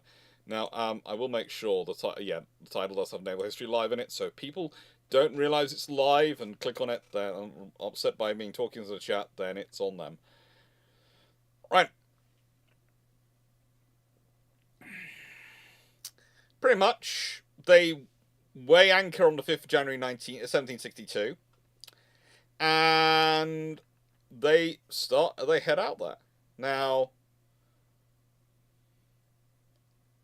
Rodney's got a capable force with him as well. He's brought a capable force with him. He's got enough ships, he can do serious damage. And that's useful. They reached Martinique on the 15th of January. They managed to land the entire force on the 16th of January without loss of a man. They landed them at Casse-Navarre.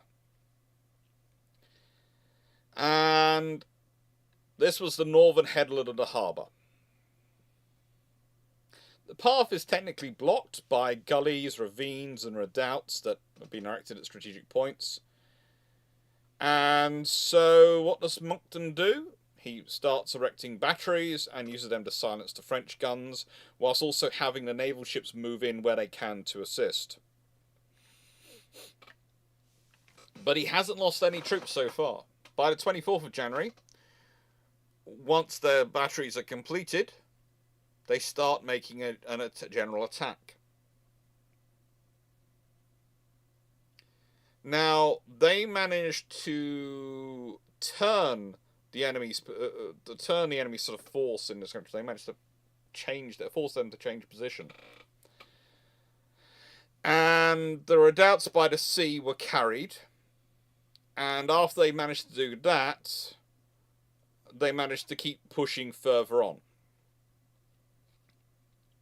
And as the French managed to split their assignment because they actually got discombobulated whilst they were drawing from fire. You know, the most dangerous, the most difficult thing you can do, withdrawing from contact with the enemy whilst under fire, they managed to somehow get discombobulated when the most of their force is local militia and privateers. Frankly, the fact that they hold it together as good as they do is a good thing for them. It is.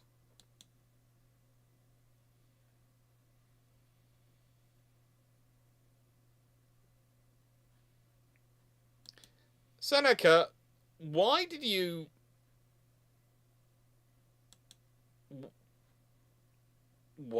hide the message of Eddie Rudolph?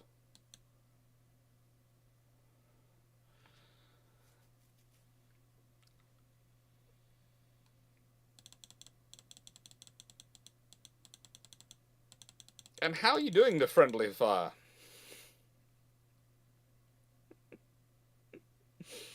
Okay.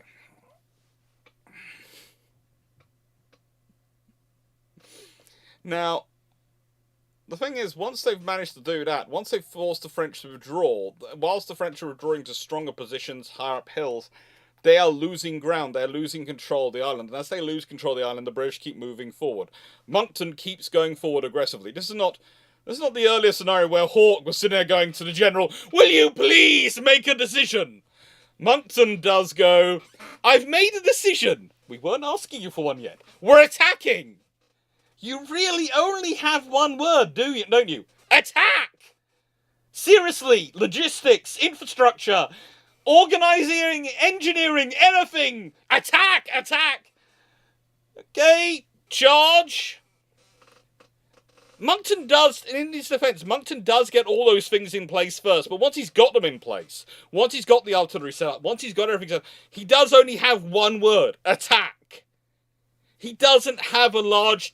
Basically, the closer you get to a fight, the narrower that Monckton's vocabulary gets.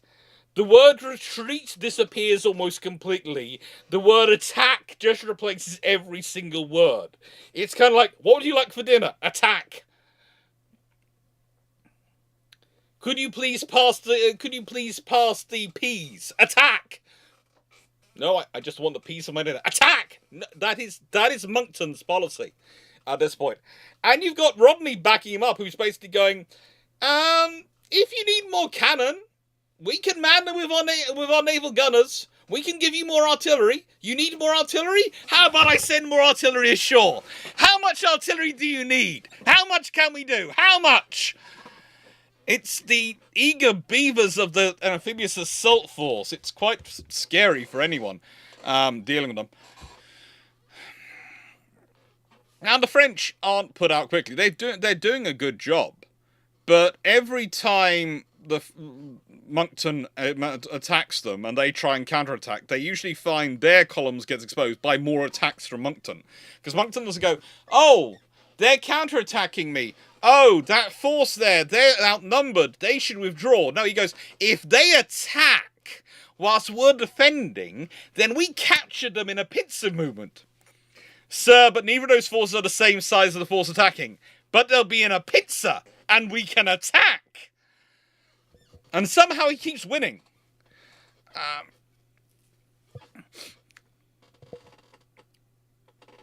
When you consider the results of the operation and how many they lose,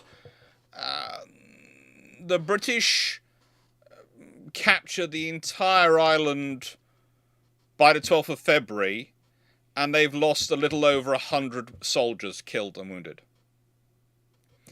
And basically they have achieved this by keep attacking.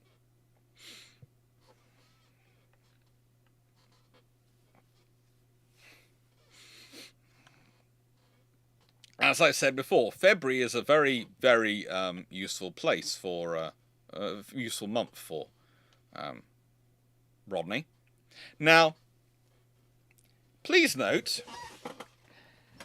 being Rodney and Monckton, what do we think happens next? Do we think they're happy with Martinique and they go, "We've got Martinique, this is what we're sent to forget, we're good now, we're just going to stay here"? Anyone? Anyone think those two just sit there and go, "Yes, we got our objective"?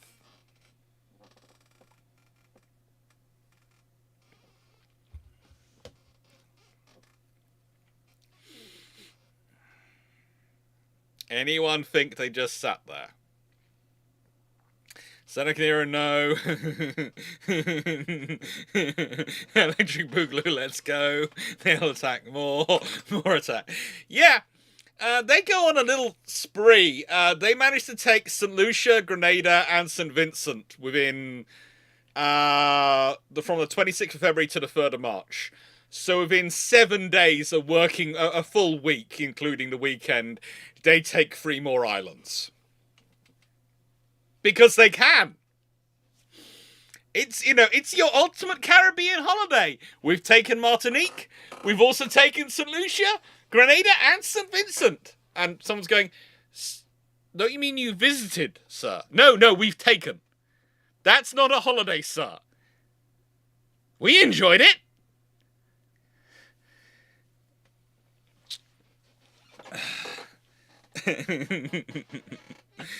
In the end, the only reason they stopped hoovering up French islands in the Caribbean is Monckton's told, "Can you go take Cuba, please?" At which Rodney goes, "Cuba? Cuba? Let's go." It's honestly mildly embarrassing once those two get together. It's also one of the interesting things, if you're teaching amphibious warfare, and when I do teach this, I often put up these battles as an example of synergy of naval command and army command working together, and how they can work together. And the thing is, what you've got is a naval commander and an army commander who actually understand each other, similar levels of aggression and professionalism, and they deliver results because they can work together. You haven't got an imbalance. Often the imbalance you have is you have an army commander who's a gentleman and wants to conduct war in a civilized manner, and you have a naval commander who's going, "The enemy are there, we kill them, that's how we win."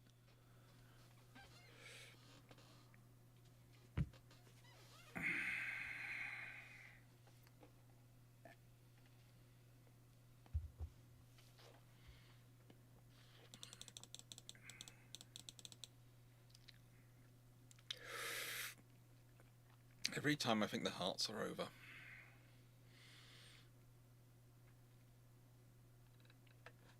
So they have a fun time. They do.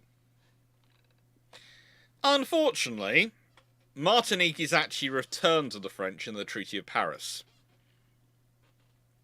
But when he does return home, Rodney finds that he's been promoted to Vice Admiral of the Blue and received the thanks of both Houses of Parliament, which is quite nice. You see, he started out as a Rear Admiral of the Red. Okay, here. He's now promoted to Vice Admiral. He started out as Rear Admiral of the Blue. He's now promoted to Vice Admiral of the Blue, which is skipping quite a few ranks. Now, I did read in one book recently, when I say book, it was, in fact, someone had put it in a book, sort of, I think it's a Kindle book they published, I'm not sure. But they honestly believe that what happens is you become a Commodore of the Blue, Rear Admiral of the Blue, Vice Admiral of the Blue, Admiral of the Blue, and then you become a Commodore of the White, and you go up that way. You don't. Okay? You do not do that. You do not suddenly go from being a full Admiral of the Blue and suddenly become a Rear Admiral of the White. This is the rank progression. It comes from the days when there were when the Royal Navy force was divided into 3 squadrons for battle. The white force was the squadron were the fan, the front ones at the front. The blue were the rear, and the red were the center. Usually historically there wasn't an Admiral of the Red. It was the Admiral of the Fleet, the guy who was the most senior admiral in charge, and so therefore he wasn't called the Admiral of the Red. They added in the Admiral of the Red when they needed more senior officers. Now, the thing is, he has several interesting jobs at this point. In 1764, he's also made a baronet. And this year he marries Henrietta, another lady with connections to Lisbon. And from 1765 to 1770, he's governor of Greenwich Hospital, which comes with a nice house in London and comes with a nice annual income. He was elected to Northampton, but in 1768, but it was at ruinous cost. The election cost him a lot of money. Northampton was a very expensive parliamentary constituency to campaign in. That's probably why it ceased to exist in 1974. He's then appointed Commander-in-Chief in Jamaica Station in 1771.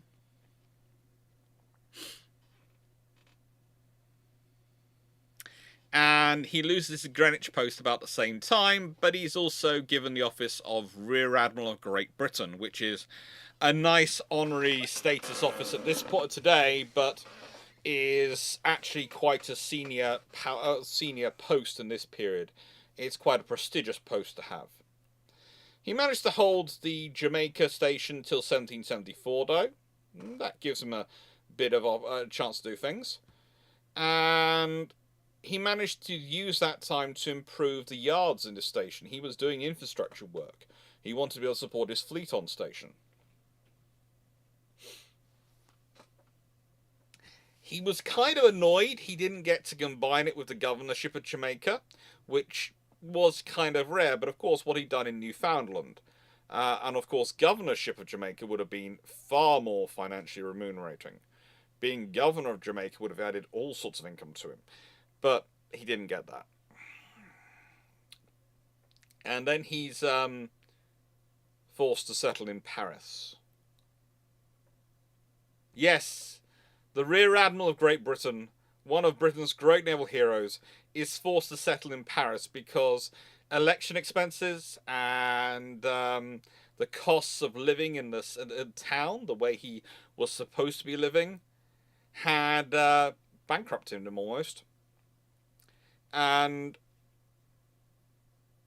he was having trouble actually getting paid his salary as the Rear Admiral of Great Britain as well. The government weren't always keen. They were very keen to appoint him to it. It was very prestigious to give it to him, but not keen on always paying for it. But in February 1778, he was promoted to Admiral the White. So if you look up there, Admiral the Red at this point doesn't exist. He's the most senior rank you can be who's not an Admiral of the Fleet. What I usually describe these ranks as, especially as, you have Commodore as well, which is technically 1 star. So basically consider these ranks 2 star,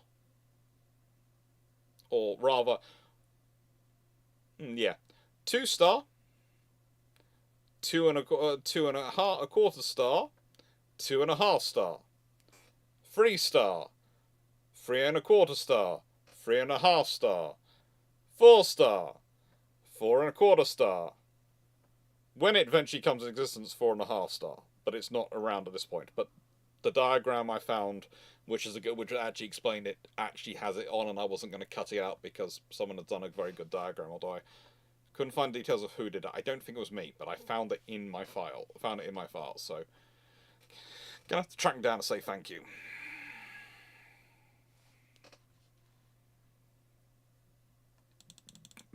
The Poodle isn't here at the moment because the Poodle is currently mildly high on painkillers and is being personally taken care of by my mum, who is making sure he's very happy and safe. He's currently lying on lying spread out, I think, on my mum's bed, being pampered and being checked because he's got very high painkillers for his ear infection.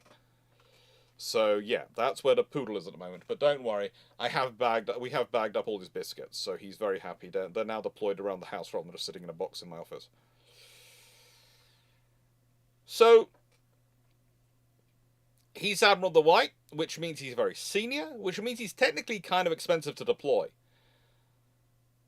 So one of the things you notice is that more senior admirals tend to get saved for special occasions, because they're more expensive. But he managed to get a deployment.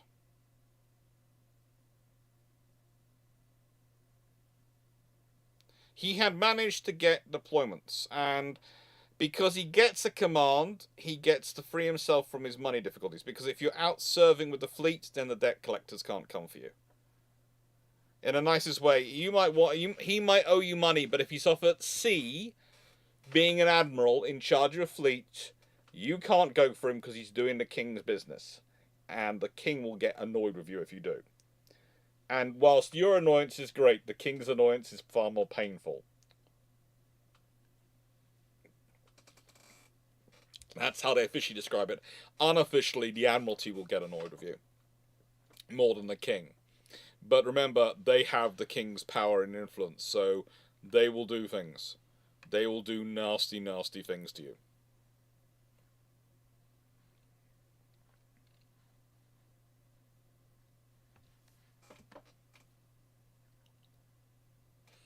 Missed the explanation to the ad. Oh yeah, he's got an ear infection going on.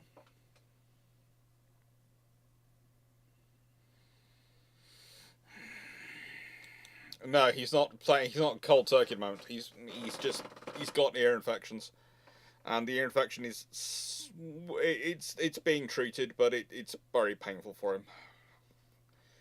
I do not recommend ear infections. It's like I do not recommend getting pneumonia. It's just not fun. Um, there are various ideas which go around at this point, but yeah, there are various fiction things about him and his debt, including that he was offered a French command to get away from his debt. That's not never the case, but it is certainly true that Marshal Biron, the Duke of Biron, and a very senior general, did provide for his good friend generously and supported him well. Anyway, he gets sent off to how do I put this? To make commander in chief of the Leeward Islands Station, which is again a chance to earn a lot of money. Let's be honest. If you want to earn money in naval war, you don't want to command a Mediterranean fleet. That's going to be a lot of fleet actions and fighting. You might earn money, but it's going to depend on a fleet. If you've got the Leeward Islands, you're going to be capturing a lot of rich merchant ships, and that's a lot easier and a lot more guaranteed income. And he manages to get that. He does actually express some opinions that things like George Washington could be bought with honours. That's put forward by various people, but again, one of the things you have to remember about Rodney is he is a bit... He hasn't had the best experience with generals and land officers. So some people think that's his opinion of Washington as an American or anything like that. No, it's that you have to remember his experience of army officers is that he doesn't really rate them that high. His experience has been that the Monktons in this world are very few and far between, and most of the army officers he's seen could honestly be, in his opinion, could be bought off with a title and would do absolutely nothing. So for him to hear there's a former British Army officer commanding the army and the American army and doing it effectively, he basically thinks, well, buy them off like we could ours. Frankly, they're all pointless. Washington, though, is closer to a Monkton type. But, you know, again, they're rare, so you can almost understand Rodney's perspective. They are rare. But again, that's one of those things which comes up quite a lot in various people wanting to talk about Rodney. But it's not really a big thing of him. It's not a big thing. He's been an amphibious forces commander. He's been trying to lead his forces. He's been trying to build his fleet. He's been trying to build his patronage. He's been trying to keep these things going. He has been spending too much because whilst he's good at when he's commander of fleet, when he's at home he wants to mix with the rich people. He doesn't want to imagine himself being poor like he was growing up. And this is where I to some extent empathize with him because, as I've said before, in my background I was a scholarship boy at a private school. And I watch my colleagues. You can go one of two ways. You can either become obsessed with money and always wanting to display wealth and almost bankrupt yourself for it, or you can get the impression that, frankly, money's something you want to have enough of to be comfortable, but it doesn't really buy you happiness or anything, and once you have enough to be comfortable, frankly, living your life and doing the stuff you enjoy and being helpful to other people and sharing the knowledge and all these things, that is far more enriching, far nicer. I have grown up, therefore, with a couple of people who have gone the Rodney way. And they will literally bankrupt themselves so they look anything but poor again. And I've had conversations with them, and they go sort of, well, I've bought this suit this year, this suit and that suit, and, you know, this one, there's me wearing a suit which is free. I've got most of my suits are about 4 or 5 years old, and they're perfectly fine. I'll probably need to buy another one at some point soon. But I'll buy one. I won't buy 6. every couple of months in order that I'm keeping up with the trends and the other things. And I watched them, and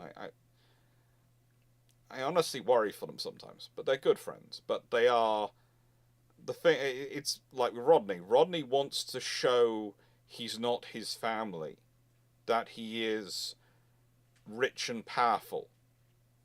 And the trouble is, he ends up making himself look anything but rich and powerful because of the messes he gets himself into financially. Take care, Stafford.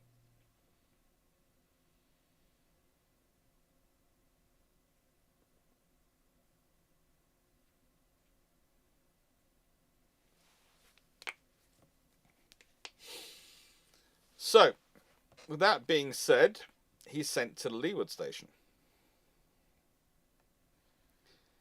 Now, he has some fun because he has the Battle of Cape St. Vincent, and this actually happens just the way he prefers. On the action of the 8th of January 1870, he managed to capture, thanks to the Caracas Company, one ship of the line, 4 frigates, 2 small warships, and 15 merchant ships loaded with all sorts of lovely stuff from South America.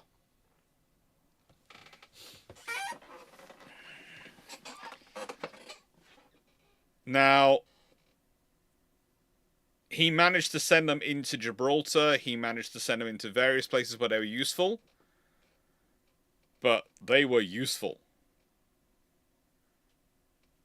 And he also did a great piece of politics because Prince William, the future William IV, was at the battle with him. And he renames the captured Spanish 64-gun third rate, which was the... okay. I'm going to try and pronounce this. The Guipuzcoana, the HMS Prince William.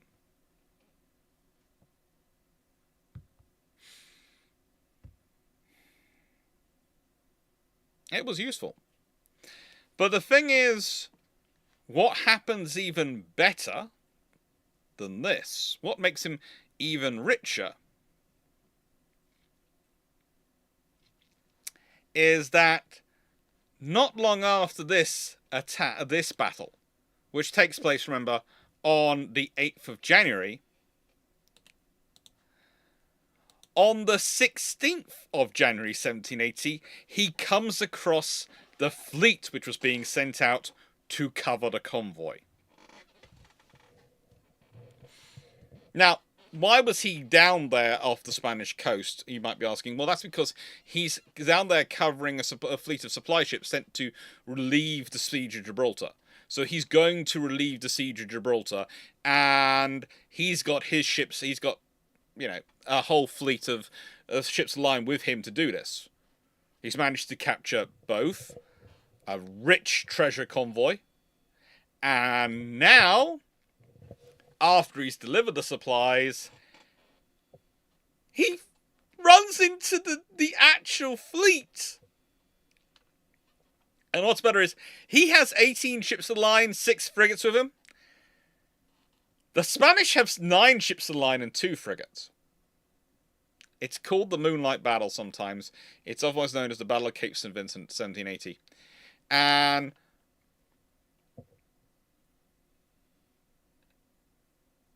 it's a really quite an interesting battle. Because Rodney's ill. He spends the entire battle pretty much commanding from his bed.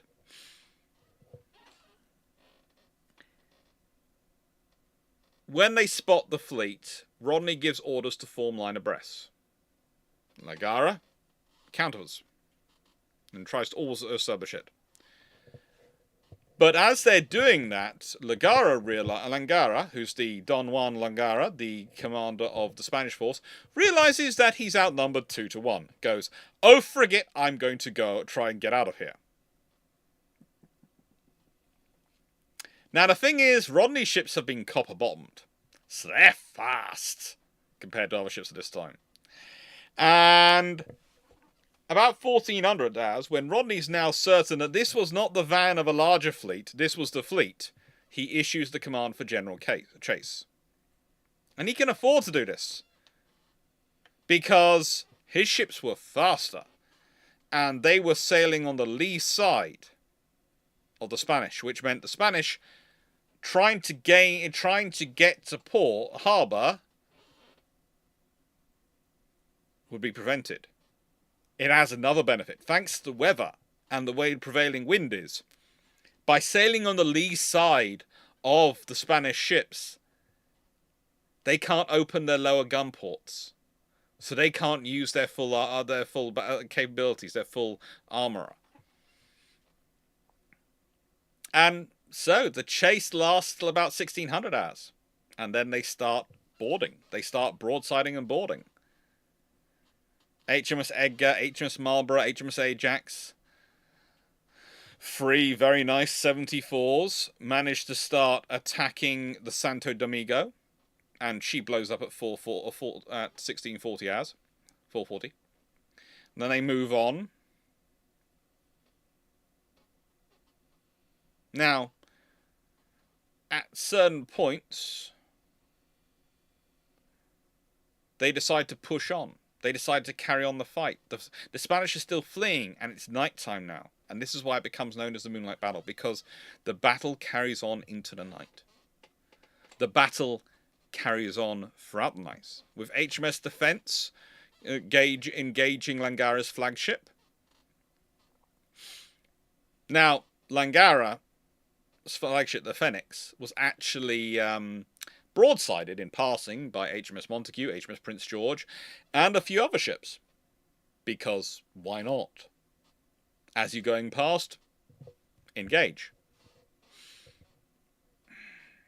And so eventually they have to surrender. They surrender to the HMS Beneficent, which had been a vessel of the French Navy, a 64 gun ship, which actually came out kind of late in the battle, but came up, arrived, shot away the Phoenix's mainmast, and they surrendered. There was, however, smallpox aboard the Beneficent, and, well, what they did, what the captain, John McBride, of the Beneficent did, was, just the normal stuff. He, rather than sending over an infected prize crew who might bring the smallpox with them to the ship, he put the Spanish crew on parole and asked them to hold position. Overall, Rodney does really, really well. When I say really well, just remember the Admiral gets a quarter share for all the prize money. They capture 4 ships at a line. Destroy 1. This was out of 9 ships at a line present. 2 ships at a line are slightly more disputed.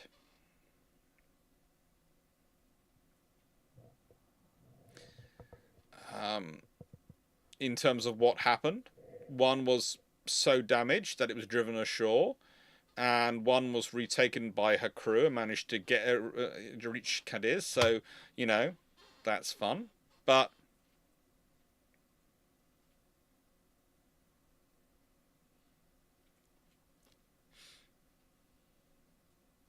it's a history. 1 definitely crashes ashore, and 1 manages to make it to Cadiz.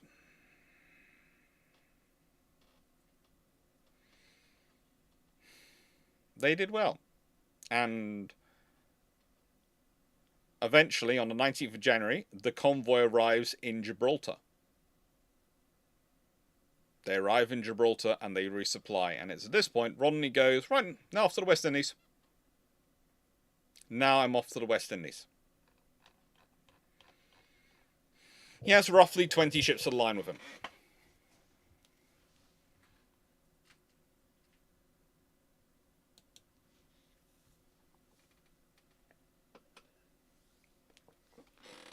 There's a few more battles to go.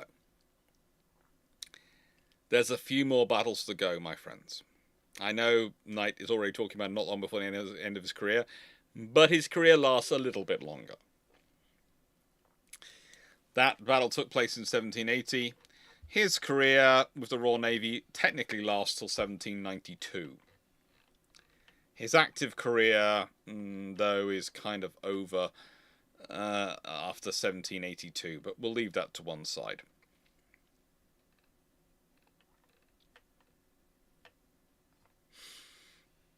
He does well. He does well. Now, the Battle of Martinique is probably the most soon closest that you have another scenario which could have been, how do I put this politely, potentially a Bing episode. Could have potentially been a Bing episode.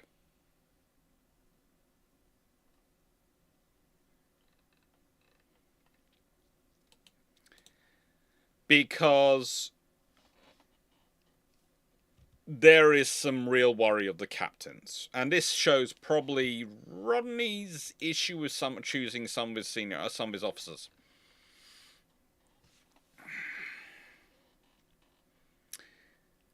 He has an interesting view over some of his officers and what they do. But it's worthwhile considering that he has Rear Admiral Hyde Parker in charge of his van. He's fairly aggressive. He's in charge of the centre himself. And Joshua Rowley is in charge of the rear. That's his rear admirals.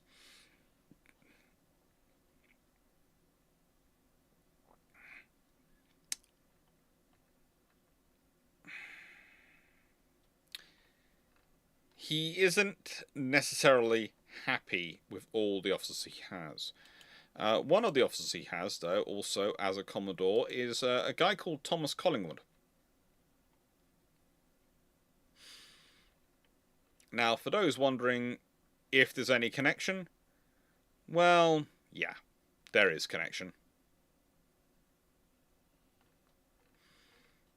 There's always connection once you go through the various Collingwoods. It's not exactly one of those names which is massively common, but is quite common in British naval history. And once you start looking at their connections, they do turn up. So, the Battle of Martinique is one of those battles where you have 20 ships a line in terms of the British, and 23 ships a line in terms of the French. The French under command of the Comte de Guichen. Now again, I would say if this battle had been one that could again change and have an impact on the American War of Independence, because if any of these major naval battles in the West Indies go the British way, they're going to seriously damage the French position, the French fleet's ability to deploy. Take care, Gustav. And it's often, as I've pointed out, wars are attritional. Especially longer wars. They are attritional. Now, with 23 ships to 20 ships, the French do theoretically have an advantage. But it's not a massive advantage.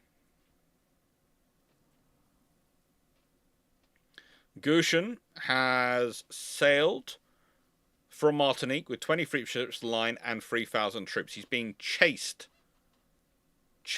by Rodney.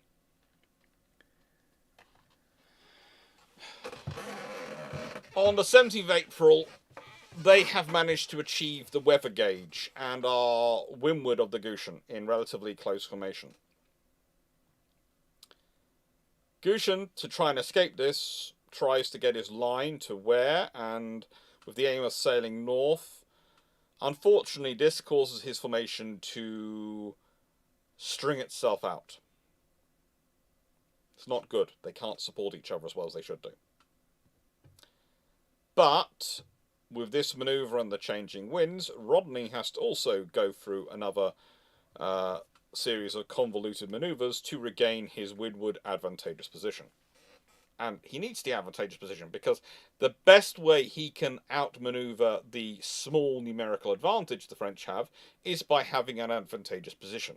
if he can control the pace and the form of the battle, then he can deal with their numbers, outnumbering them.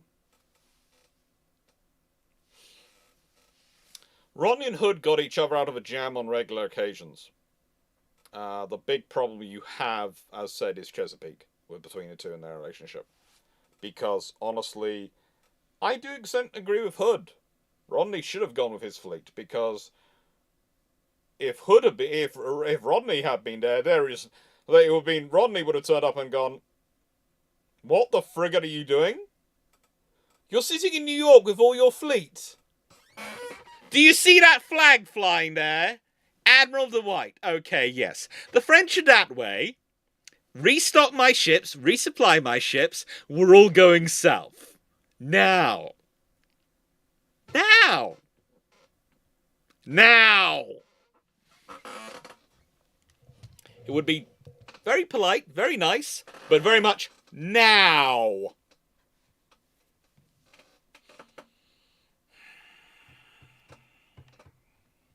And you could have multiple people the rank of Rear Admiral or Vice Admiral in a squadron or in a force, but they would have differing, or they might be Vice Admirals of the blue or Rear Admirals of the red or these things. And what's always fun is when you find it's a Rear Admiral the red is in charge of the van. It's a Vice Admiral the blue in charge of the center, and it's a Rear Admiral the white in charge of the rear. And you go, well, hang on, that's not what the squadron's supposed to be. But that doesn't matter. The colours and those things are merely for organisation at this point. And merely for differentiation between seniority. And it's also a way of jumping people up. Because basically you take someone who's very good and you can pop them up. If we go back to this position, you see, you can take them from a Rear Admiral Blue to Vice Admiral of the Blue and skip those other positions. Or you can go, well, you're quite good, but you're not really spectacular. You're now Rear Admiral the White.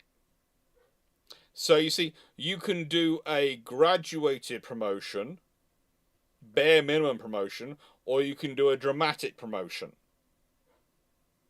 You can jump up, or you can go along and follow the line. You can basically eat snakes and ladders. Okay? It's the best way to describe it.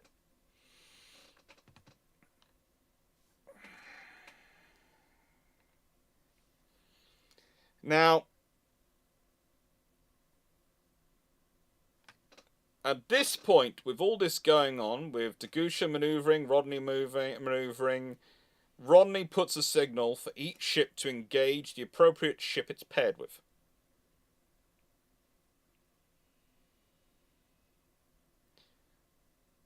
Now, he had earlier in the day signaled that they were to target the enemy's rear. He wanted to envelop the French from behind and work up their line, because again, that gives him an advantage. They can't. It's far more difficult for the front of the line to turn round and support the rear than it is for the rear of the line to come forward and support the front. Far more difficult because of having to go into the wind, etc. So he wants to encircle the French from the rear and basically chomp them up. Unfortunately, the captain of HMS Stirling Castle, Robert Clarke, didn't seem to understand this, or charitably you could say forgotten the earlier messages, or was just being a bit stupid that day, and decided to try and engage Degushan's van. And the rest of the fleet follows him. And so they end up, instead of being able to chomp from the rear, engaging ship to ship. Basically, what Rodney needed was a Hood or a Nelson at the front of his line. He needed someone suitably aggressive. He didn't have that. He had Clarke. And if you want to consider what happens to Clarke, well, he... how do I put this? he dies in 1780.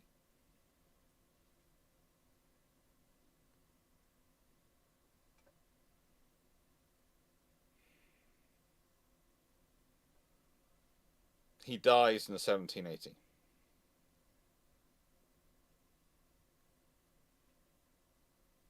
Lost in a violent hurricane on the 5th of October 1780, with all crew aboard, barring a midshipman and 4 sailors who managed to get off. So, yeah, we will never really know what happened, but if you can say that Rodney is blessed by the gods of the sea, perhaps the gods of the sea took it out on Clarke for not following his orders.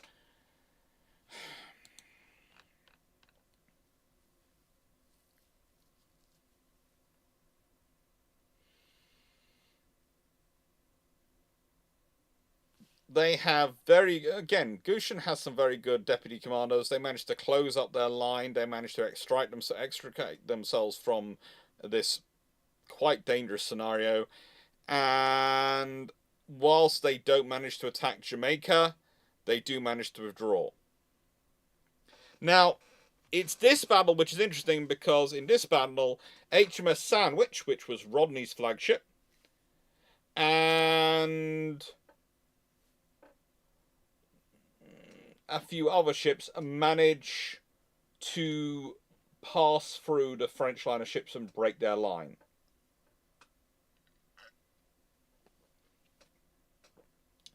Which, arguably, is probably what he wanted to do, actually himself. If the van had behaved like he wanted it to do, there is a good argument that his plan, and it seems to be from some discussions, Rodney's plan later would have been to have the fleet divide up. Now, again, and go through. Again, if you consider the senior officers he has at his disposal at this point, there is his favourite officer is missing. There is no Hood in this battle line. He has Hyde Parker. Fine, he's a good officer to have, but he's not Hood. He has himself, and he has Joshua Rowley. Again, not Hood. He has Commodore William Hotham, who goes on to become an admiral. He's a nice aggressive officer, but he's the Commodore in the rear, in command of the front ship and the rear squadron. Collingwood is the Commodore aboard HMS Grafton, which is the front of the centre.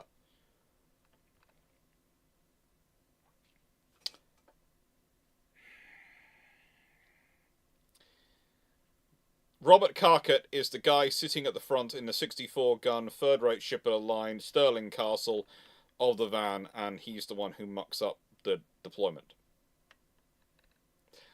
But you could argue, if there'd been a Commodore or a different Rear Admiral aboard, let's be honest, if Hyde Parker honestly did interpret the orders correctly, which is somewhat what he claims to do at some points, then realistically what he should have done is signal to his ships to follow him and have dived and have gone a different way. And if Stirling Castle wants to try and go engage the front of the French line solo, let it. Doesn't matter, they'll still win the battle.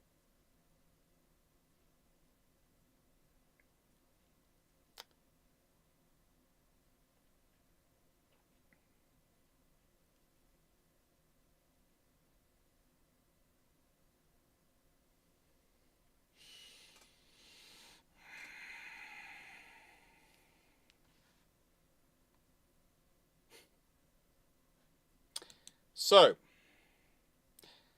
with that being said, various actions continue on, and he does get involved in more battles than I'm probably going to cover at this point, because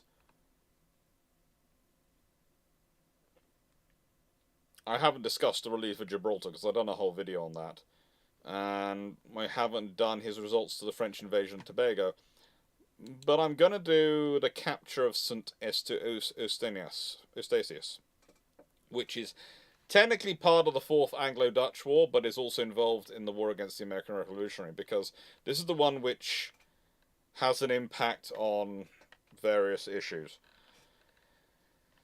Now, the Fourth Anglo-Dutch War is a war which, honestly, the Dutch nor anyone really wants to get themselves into. Rodney gets orders from London. And they are, go capture St. Eustatius.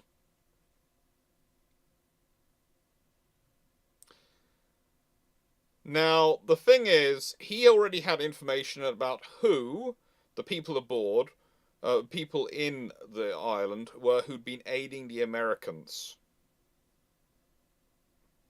He had details such as Mr. Smith at the House of Jones and various other things.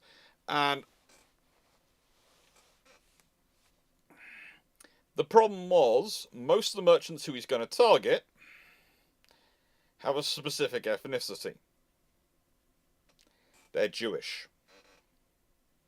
This is where he starts to get into trouble. 10% of the population of St. Eustatius at the time were Jewish, and most of the pro-American merchants that he was really arguing for and really aiming for were the Jewish community, who were finding it a place to invest. Take care, Tannerverker. Now, the trouble is, when he captures St. Eustace, it becomes too big a prize. We've talked about this before in various scenarios, but it really is too big a prize. You see, he turns up with a fleet of nearly 24 ships of line, 3,000 troops. He has all sorts of forces. He left behind some ships to monitor Martinique, but he takes most of his fleet with him. He has Hood sailing. Hood has joined him.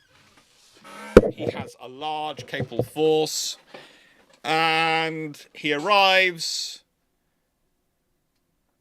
And this great fleet arrives off the island, and they find there are 2 or 3 shots fired from the Dutch warship in the roadstead, a frigate called Mars, and well, Rodney, before he even disembarks troops, just sends a message to Johannes de Graaf, the governor, suggesting he surrender to avoid the bloodshed, and de Graaf agrees.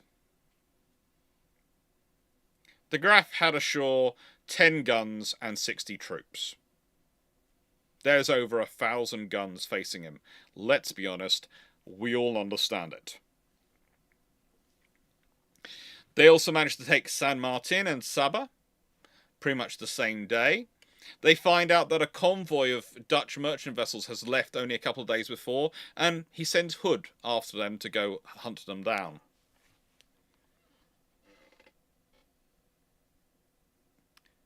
Now, there is some ill-discipline, I have to put it this way. When they are taking the islands, there's a brief exchange of fire between some British ships and Mars. Basically, the British ships fire, and then Mars responds. Rodney reprimands his captains and tells them off for a lack of discipline, and threatens to basically send them home with nothing, which they really don't want to, because, well, not including the 30 heavily loaded merchant ships which had sailed off 2 days prior to arrival, they get captured and brought back, as said. Well, they find 130 merchant vessels in the bay, plus a Dutch frigate and 5 smaller. We're going to call them privateers, because that's more what they are than actually warships. Sometimes they're referred to as American warships. They're privateers. They're privateers.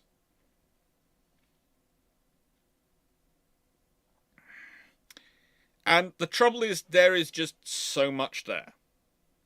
Including the convoy, the estimate was £3 million worth of goods.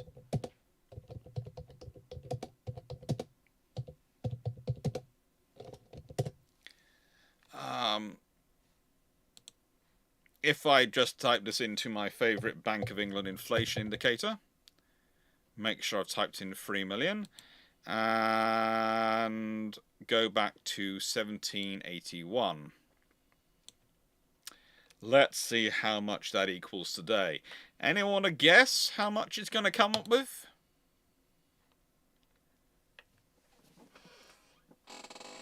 $436 million.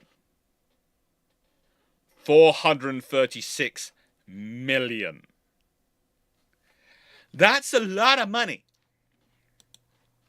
Now, at this point, nothing so far has happened which is particularly bad, okay? Nothing out of the normal. They've captured a lot of the things. You have an agreement between Rodney and the army commander that all goods will be taken, belong to the crown, and they'll be sent back to the UK government.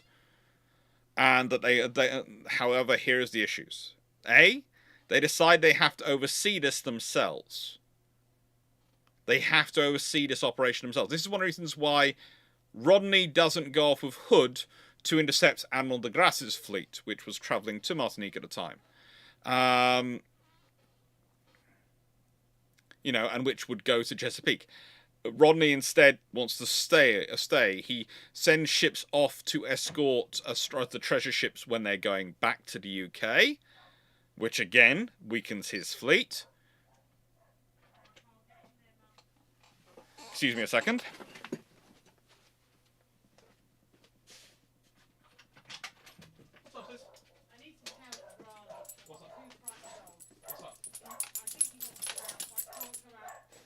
I'll look after him.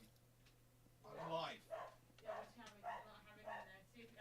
Yeah, I'll be fine. Okay. What are you frightened about? Is it windy outside? You're not happy? Okay. You've been sent into Papa. You look very happy. I've been telling them how ill you are, and you're looking very happy and very keen on biscuits. Very happy and very keen on biscuits. Oh. Now, where was I? Oh, yes. So, yeah, he's not really wanting to... This is a lot of money, and he's kind of distracted by all this money. And he basically stays there capturing more merchant ships and treasure as they come in.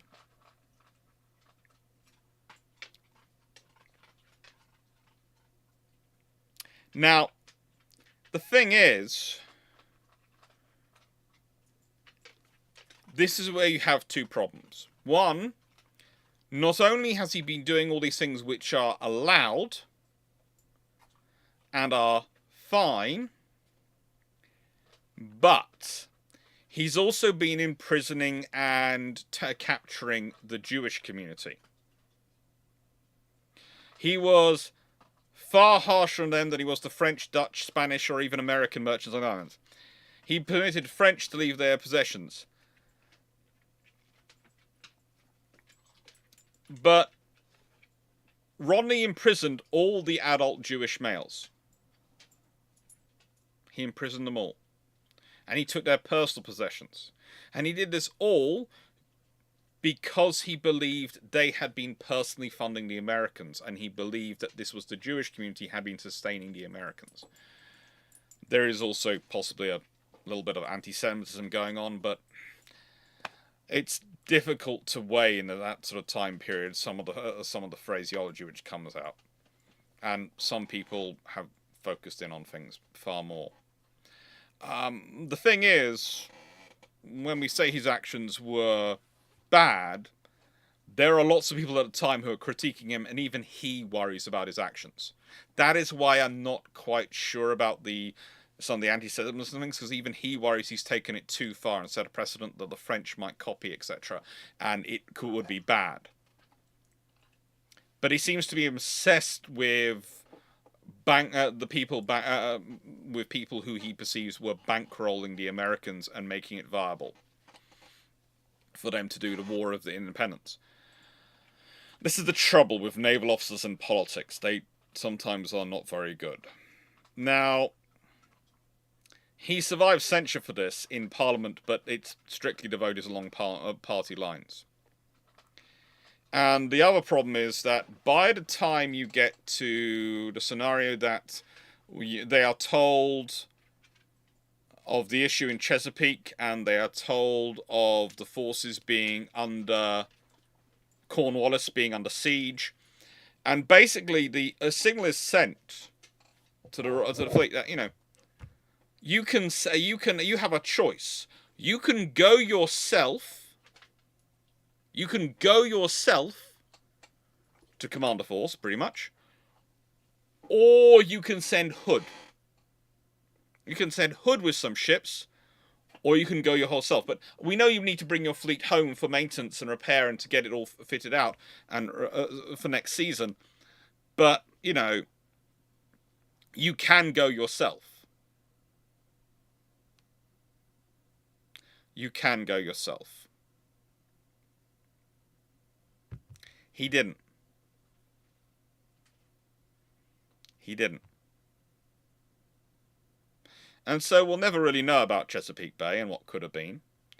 Because, you know, Hood turning up is one thing. He tries to get Graves to work, but Graves is, whilst he's a senior officer, he's not senior to Rodney. Not at this point.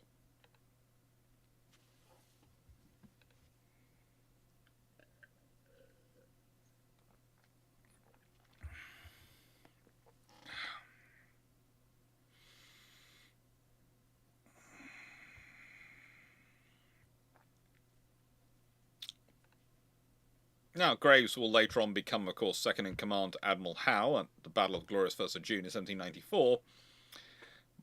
But at this point, yeah. He is nature's natural second-in-command. And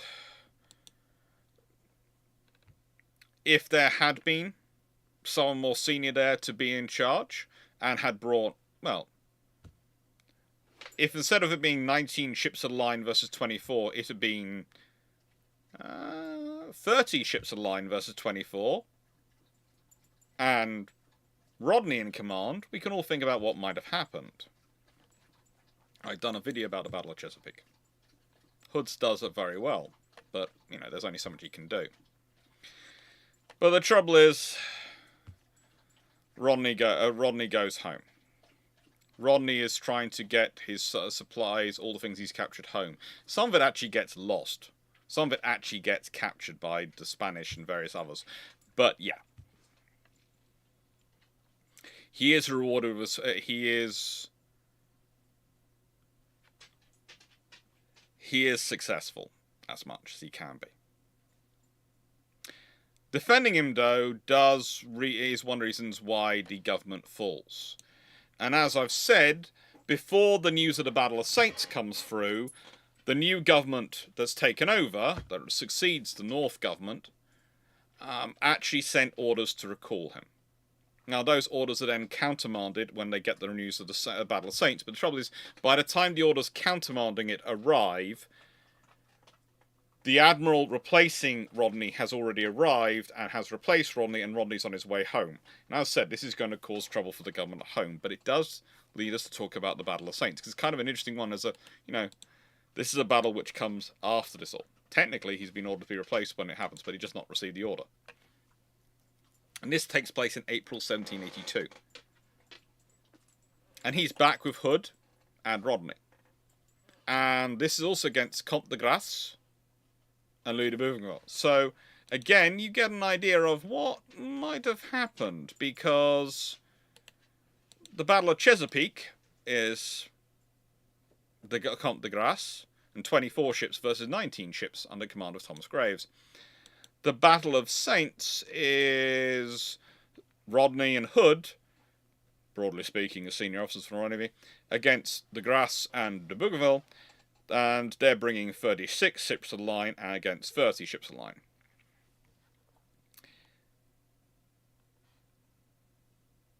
This is a very different battle than Chesapeake Bay.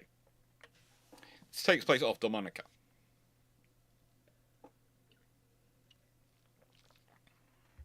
Now, de Grasse's plan was to try and defeat the naval squadron off New York, capture the British Women Islands, and conquer Jamaica. Those were his plans, his missions. And he achieves the thing against Cornwallis.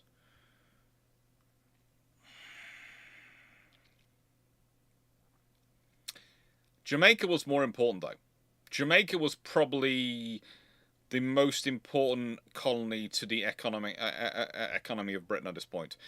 It provided more sugar, more money than all the 13 American colonies combined. Honestly, when you start putting in the sums, Jamaica amounts for more income for the British government than the entirety of North America, including Canada. At this point, in real terms. In real terms income, Jamaica is more important than the entirety of North America. Which one's going to get the more? Which one's going to get the better defense? Now, de Grasse captured St. Kitts in February 1782. This is bad for him because Rodney had arrived back in March 1782. He'd actually arrived back in March. This is the point. Rodney's gone back to the UK, rearmed, refitted his fleet, brought it out. He wasn't replaced while he was in the UK, which would have made sense. No, they send it out after he's already deployed. This is part of the issues. And he's brought out with Hood. He's got a decent ships with him. He's got decent fleet. They've been refitted back in the UK. And de Grasse is sort of considering, okay, this is a problem. The British ships are all copper sheathed, and are doing well. And when they manage to get in position, well, they're going to be effective. By the way, the commanding officers for the Battle of Saints, and I think I've talked about this before, is Admiral Rodney is the senior officer. Then you have Admiral Samuel Hood as second in command. Technically Vice Admiral. I think I'm the point. And then you have Vice Admiral Francis Samuel Drake as third in command. Think about that. Francis Samuel Drake. That's the name you want turning up in the Royal Navy facing you. So you're facing Rodney, Hood and Drake. Anyone think this is a bad idea? Anyone think this is a bad idea?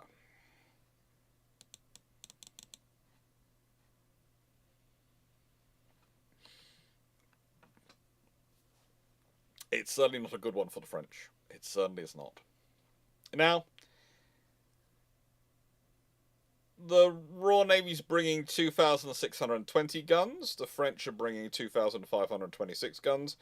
But honestly, again, as I often try and explain, number of guns doesn't really matter to anyone but an accountant in any battle in history. Because unless you're lining up against each other, just going boom, boom, boom, and doing nothing other than just sailing a line, it doesn't matter who has the most guns. It matters who has the most where it matters. If you manage to double up your line, if you manage to cross the enemy's tier, if you manage to break their line in any way, shape or form, then what matters is how many guns you have at that point. And you could be the smaller fleet or the bigger fleet. But if you have the most guns at that point where you break the enemy line, you're going to win the battle.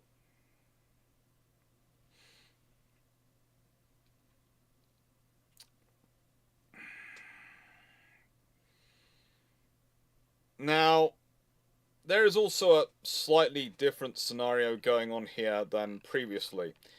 If you remember when previously we were talking about the battle line and its formations, and in the previous battle, there was issue of who was in charge where. The van was now under the command of Hood. The van was under the command of Hood. The captain at the front, in charge of HMS Royal Oak, was a guy called Thomas Burnett, who doesn't have much history written about him, but seems every time he turns up, or someone from the Burnett turns up from the family, they're pretty much hard chargers. By the way, HMS Valiant, which is the fifth ship in the line of the van, is commanded by a guy called Samuel Granson Goodall. If that's a name that rings a bell, it should do. The amount of naval family names which just continue turning up through history is always fun. Once you go through the battle and go through the captains in various positions, you start to go through and find that Well, it's almost like Hood and Rodney especially have been going through selecting officers for their capabilities, for their skills. By the way, there's a Commodore at this point called Sir Edmund Affleck. I have never checked if he has any connection with Ben Affleck, the actor. I don't know, but it would be really funny if he did. Really funny if he did.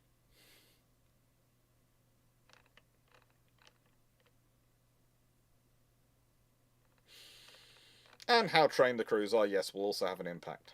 Now, the thing is, the battle starts off as you would expect. Starts off on the 9th of April 1782. And pretty much the French are unable to match the speed of the British fleet. De Grasse is escorting a convoy. He's escorting a force full of things which are supposed to be maneuvering. They have 100 small merchant ships that they are trying to escort around and trying to maneuver around to move their force around. Well, at this point, De Grasse orders the convoy to head into Guadeloupe. And he puts his fleet in line of battle in order to cover the retreat. He's trying to get them away. He's trying to stop the merchant ships. He doesn't want what happened to the Dutch happening to him. And that's his first mistake. Because when you have Rodney actually in full aggression mode and actually leading people who are understanding and working with him, because he's actually used the patronage system properly, they have the ability to lead. They have the ability to react. And at the front of the fleet, of course, in the van, as it's called, was Admiral Hood. And they slam into the French first.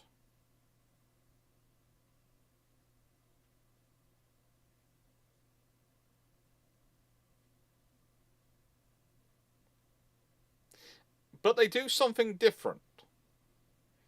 HMS Alfred actually sees the approaching French ships, turns broadside, but holds her fire. She's waiting for the signal from Rodney.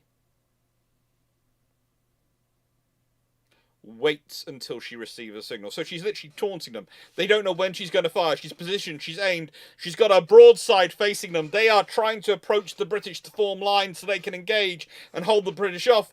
And there's this ship just going, I'm facing you, but I'm holding. I've not been given the order yet. Holding.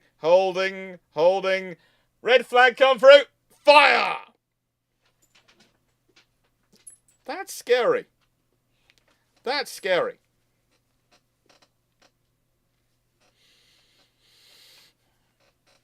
Now, the thing is, the full French fleet and the full English fleet the full British fleet never really joined the battle. Because of the way it takes part, because of the wind, because of the general melee, which actually ends up resulting from it, you actually, have a general fight going on, but you don't really have anything decisive below. The captain of HMS Alfred was actually killed, though. He held his fire until he was ordered to. He did what he was supposed to do, but he was killed in this action.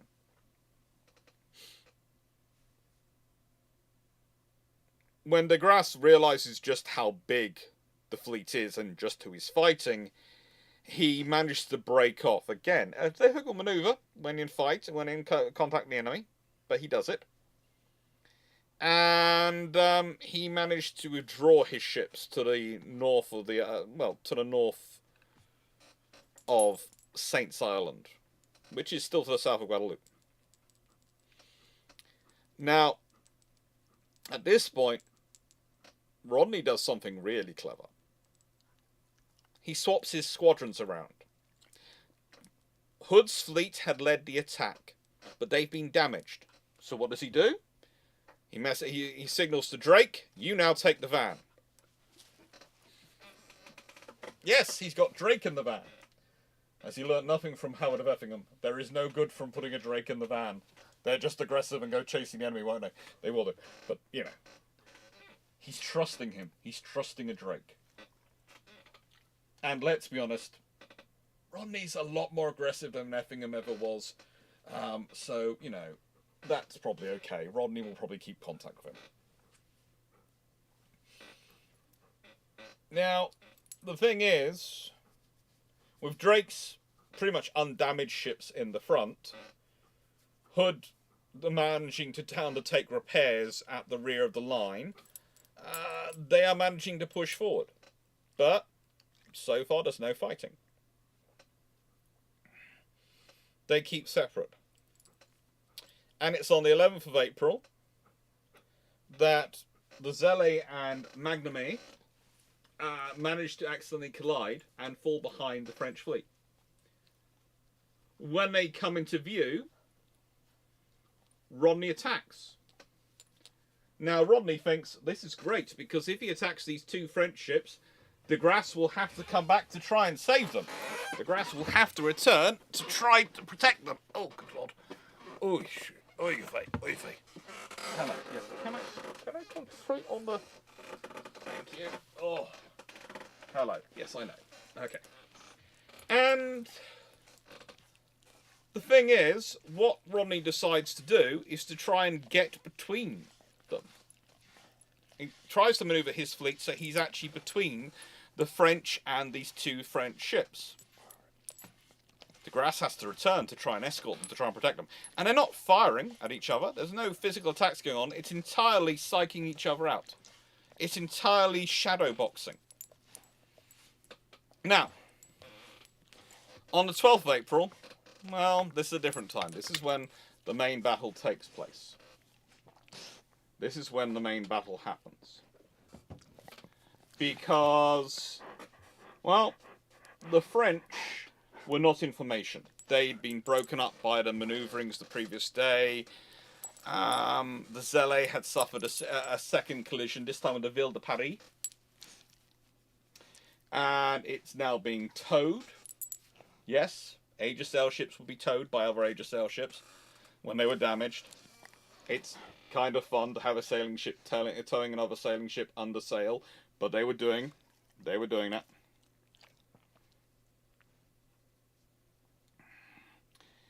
And they're being chased by 4 British ships: the Monarch, the Valiant, the Censure, and the Belux. Well, de Grasse is trying to make for Guadeloupe. He's trying to make for safety. He's realised that this is not a fleet he can really dance with. He has won. This is the guy who won the Battle of Chesapeake. He's won that battle, but he's looking at this fight and he's going, this is not the fleet I fought at Chesapeake.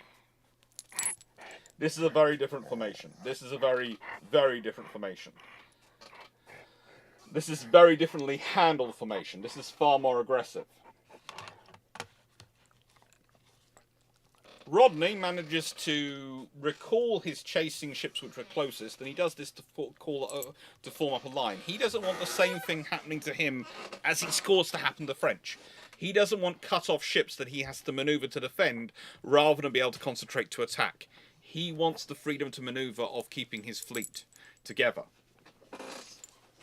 Everyone's drinking and driving at this point. Oh. Hello. Yes, I know. You want... Seriously, you want non-stop pats, don't you? You stay there and let me read my notes in actual peace. Ooh, good lord. Because I had to shorten my Battle of Saints notes so I could make them part of this video rather than an entire video about the Battle of Saints.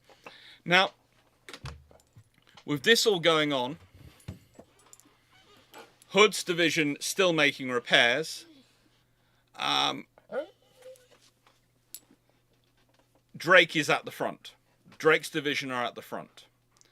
And at 0740 hours, HMS Marlborough, under the command of the appropriately named Captain Taylor Penny, by the way, who goes on, I think it stays just as a captain. He dies in 1786. But he's a good officer. A good officer. Leads the British line. And and she aims for the center of the French line. Now, Drake's division managed to aim for center, then go parallel, and they pass along the force. They do pass along. But as they pass along, and as they're passing along, the rest of the fleet comes up. And as they're passing along, the centre of the line, which is under Rodney. I keep getting Hood and Rodney confused. I was better before you came in. You knew you could distract me. You're cute, though. So you make up for it by being cute. But you want more biscuits, don't you? Yes, you do.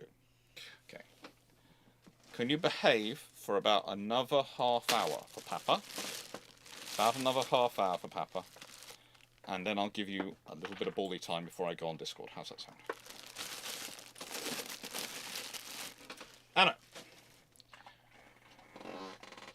Now, when we're actually dealing with the force that's going in, as they are passing the front line at 0800 hours, HMS Formidable, that is Rodney's own ship, raises a red flag. Permits Marlborough to open fire. That's the signal. Raising the red flag allows them to open fire. And this was when Marlborough was opposite what was the Dauphin Royal. Okay. The Dauphin Royal was, if I'm not mistaken, she was not flat. She was 2 ships ahead of the Ville de Paris, which is the flagship of Grasse, the Comte de Grasse. So by starting the fight then, you're starting the fight to the point at which you are going to obscure and hopefully damage the French ability to execute command and control. Now, you carry that on, and as you carry that on, you keep firing, and every ship keeps firing at its counterpart and keeps firing as they're engaging.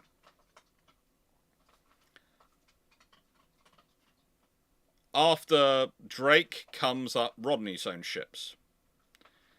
And they were followed, they were in sort of a pretty exacting formation. Now, at about 0900 hours, I think it is, from memory, they start to notice a shift in the wind. And with the shift in the wind, the French line has separated. And with the French line starting to separate because of the shift in the wind, well, various ships start to move. The first of them moving is HMS Formidable.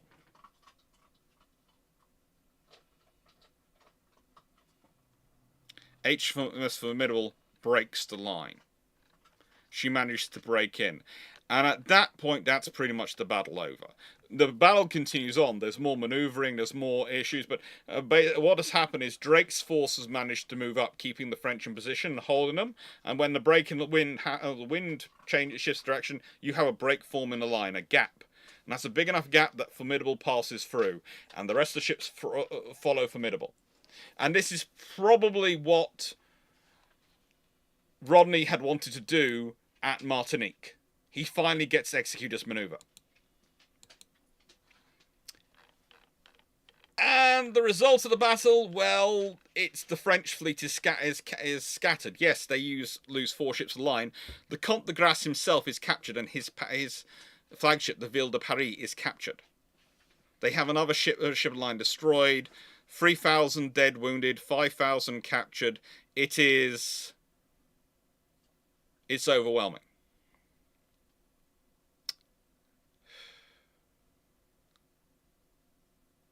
And it's when you have breaking the line. It's what you're judging. He's done all this maneuvering. He's done all this stuff to get the weather gauge to win it.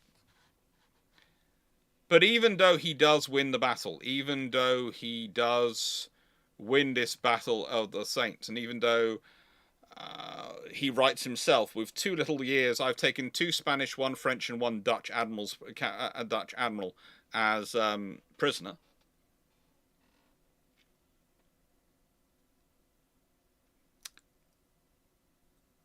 But the thing is,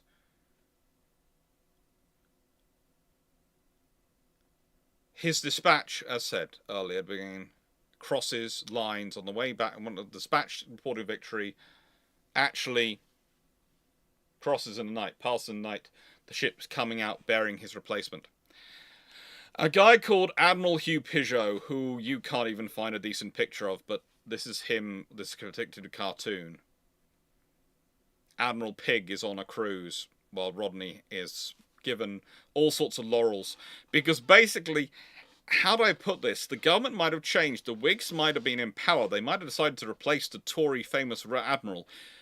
But suddenly it comes out he's won this great victory. He's beaten the guy who beat them at Chesapeake and captured him.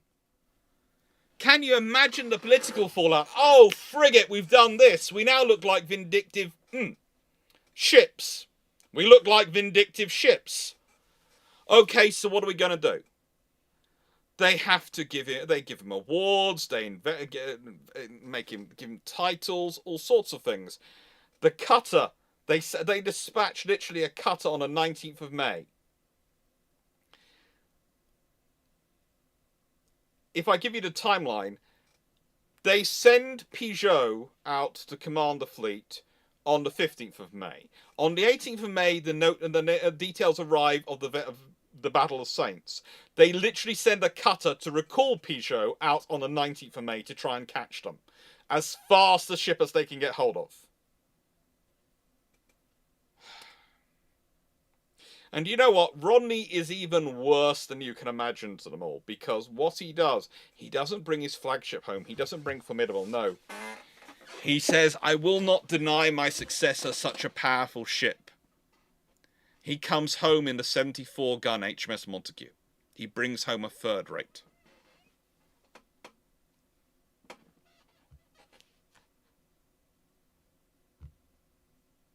Yes. Pigot had arrived on a fourth rate. He brings home a third rate. He could have taken Formidable home. There are many justifications he could have taken his flagship home with him. But he doesn't. He doesn't.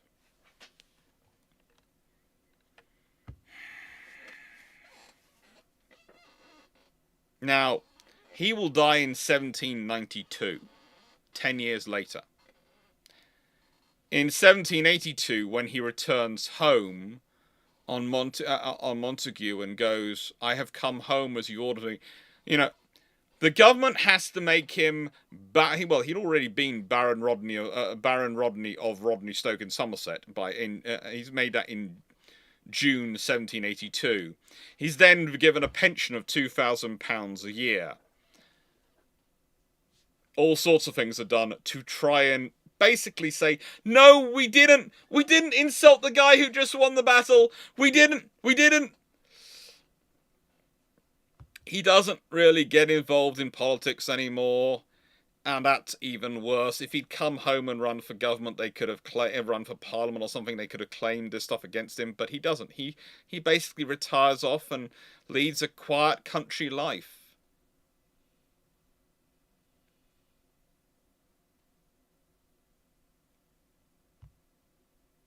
In 1782, he's also given the freedom of the city of Cork in Ireland and a few other things. He literally comes home and leads a quiet country life. He gets sued.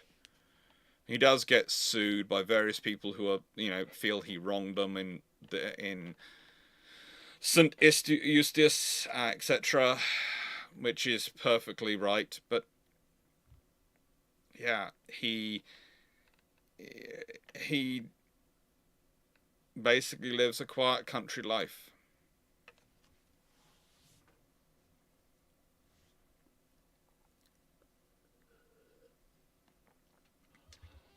And in many ways, it's rather sad. It is rather sad because if you think about it, when this battle happens, he's 64 years old. He'll be 74 when he dies. He's old by the time, but not massively old.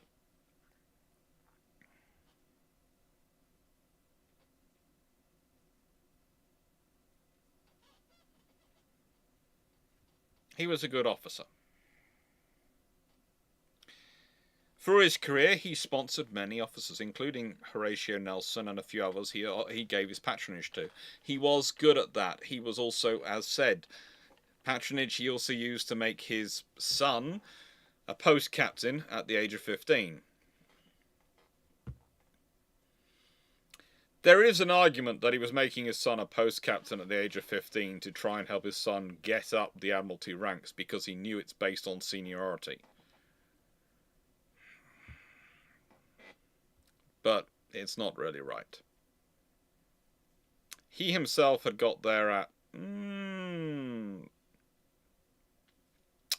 22, 24. That period of life. And realistically, that's the age you should be aiming to achieve post-captain. Realistically, in this time period. There's quite a quick turnover of officers. Believe it or not, life at sea is quite hard. And so there's quite a bit quick turnover of officers. But yeah. So, I'm going to say 10 minutes of questions. Then I've promised someone that I will do something with him for about 20 minutes before he heads off to bed. And then I will pop into Discord to answer any more questions. So, questions. What did you think of this, by the way? I know it's a very different format. I don't think anyone else does something similar to this on Twitch. I know there's a few people who do something similar to this on YouTube. I don't think anyone does anything like this on Twitch. So, what do people think of the format? And yes, I know people like to sometimes go, well, wouldn't it be full screen and you talking from behind? But then I can't point to things on the pictures as easily, and I'm used to this. This is how you do a lot of your teaching when you're doing lecturing for online lecturing universities, and it's the style I'm used to. I can also emphasize things with my facial expression, which is what I'm to an extent taught to.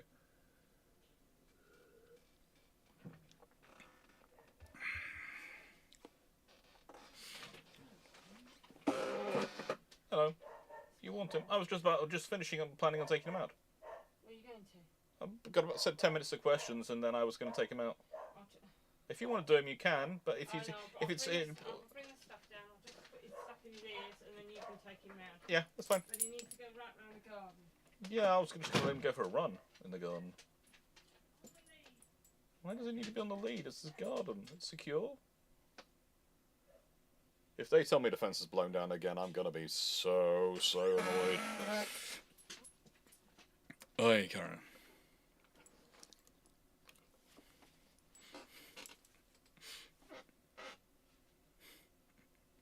Thank you. Oh, online teaching is fun. It's something you have to work out how to do and how to work with. Poodles make online teaching very interesting. They prefer you to have beds or couches. Someone here, every time we go out shopping, likes to sit down in front of stores which sell couches and look in the window and not move.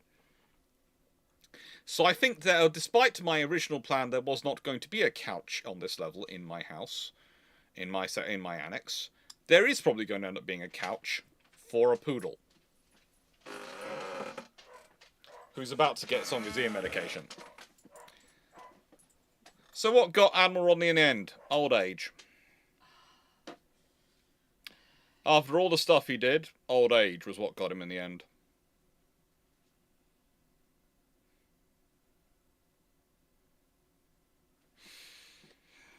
He'd had a hard life, and well, he managed to alienate quite a few officers and board Admiralty alike, but he had a hard life.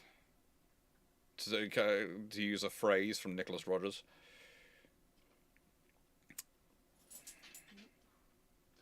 That stays in your ear for 10 minutes. You then need a walk, and then I need to clean your ear. There are sci-fi questions. Yes, Sunday's Brew Ships is going to be a naval history and sci-fi infused event.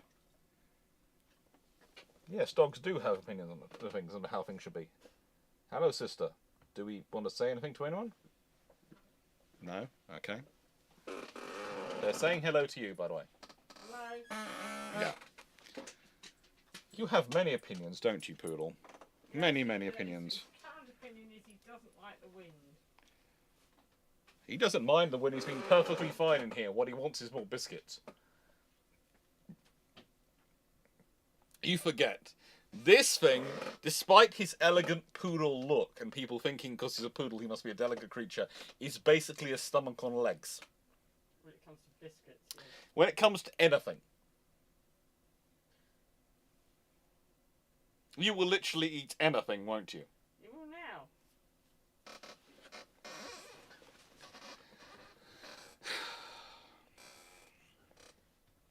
And good luck when you take him out in the garden. Steve Clarke, same as all of us, immortality is something you get by other people remembering you. Yeah. Walk about 10 metres. Definitely. Definitely. How much would the commissioned officers and midshipmen hang out on a ship of the line? The thing is, you have quite a hard day of work. Yes, if you're a midshipman, your day is going to be split between carrying out section orders in your division, which you could be in charge of a gun, or you could, as a gun captain, or even in charge of a set of guns. You could be exercising duties as in the foretops. The senior officers up above in terms of the sails and the rigging and learning what your sails are doing.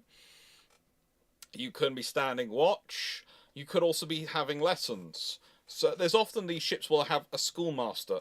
Will have a schoolmaster aboard, literally to teach the midshipmen lessons. That's one of the things the captain has to engage and pay, is a schoolmaster to do the teaching. And there'll be the sailing master who will teach them how to sail and the sailing rules and skills of sailing and navigation, but the schoolmaster will teach them things like mathematics and history and handwriting and those things.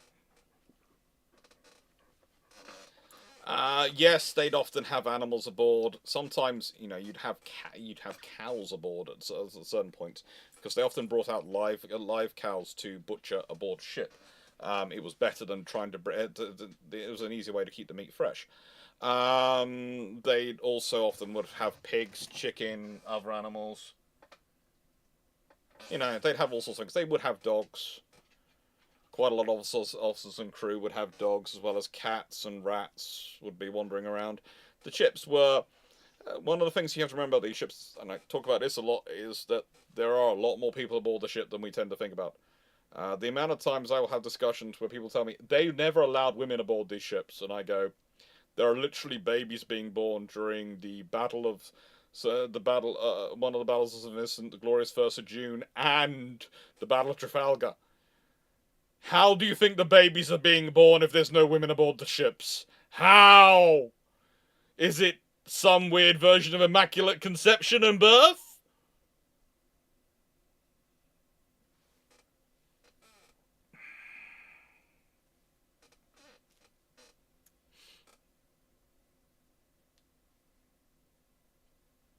So anyway, would the schoolmaster teach the midshipmen and boys who were not midshipmen? Now, hang on. It depends what the boys are. If they are king's boys, or if they are captain's servants, they could well be boys brought ashore who are going to be midshipmen. They are de facto midshipmen. They're just not called midshipmen. They're brought aboard.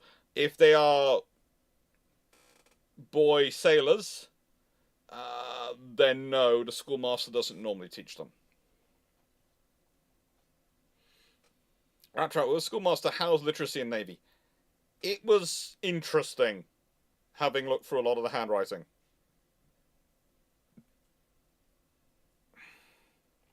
It was interesting.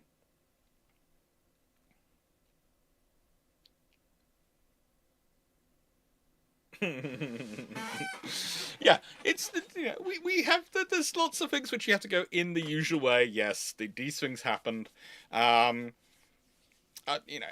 It's some of the interesting history. We're talking. I've got the video about admirals coming out on Saturday. That's been uploaded and uploaded before the actual video, which is supposed to come out tomorrow. Oh, that's probably because I'll be re-recording the video the Russian video tomorrow morning, because I'm not sure I like it. But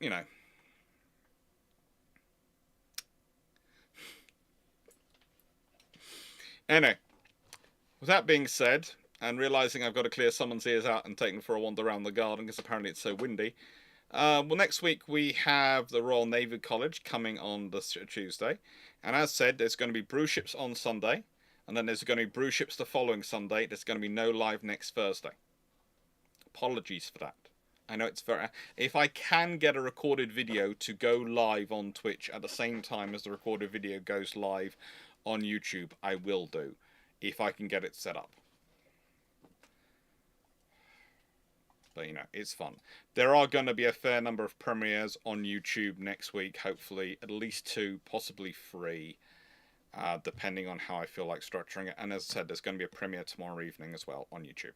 There'll also be, after the premiere on YouTube, I will go live on Twitch tomorrow evening, because I have a feeling by that point in the day, I will just want to do some relaxed gaming, and I will enjoy chatting with all of you while doing relaxed gaming. I'm not sure what I'll be doing. I might deliver on Duke of Petchington's dream of me doing Red Alert free. I might save that for when I get back from Justin Craiging. I'm off with a lovely revision company to run one of their centres up in London. So that's what I'll be doing next week. I'll be running a revision centre. Just imagine me in charge of a load of teenagers doing A-level and GCSE revision. I'll be, you know, having fun. They're great. It's usually a great atmosphere, and they're usually great kids. And yeah, I'll have a couple of hundred, I think. I mean, I'm responsible for a few dozen tutors, etc. It's fun.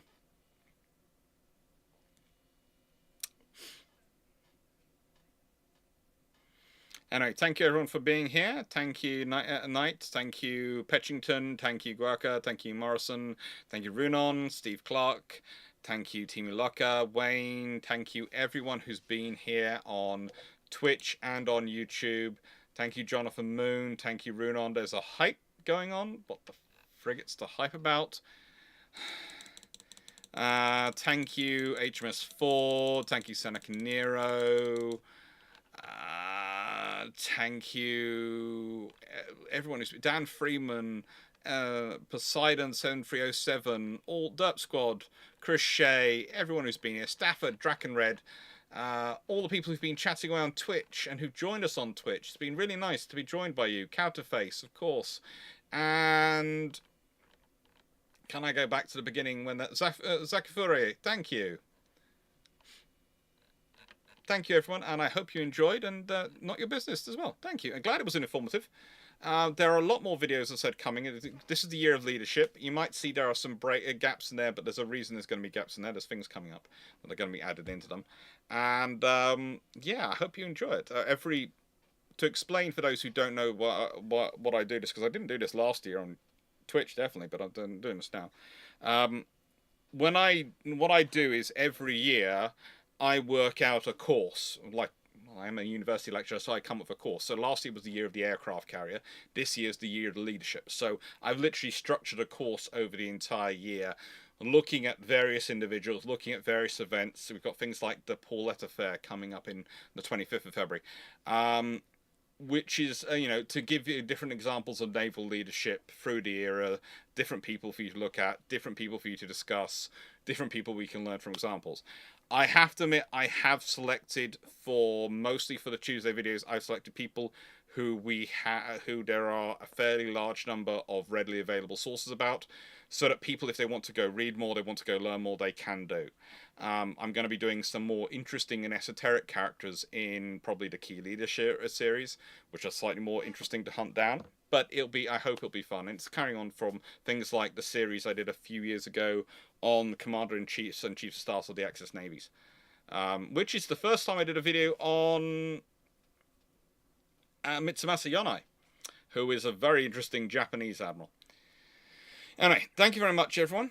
Take care, and as said, I'm going to go sort out the fluff, give him his bit of fun, and once he's gone to bed, I'll be in Discord chatting away with everyone. Thank you very much for being here, and hope you're well.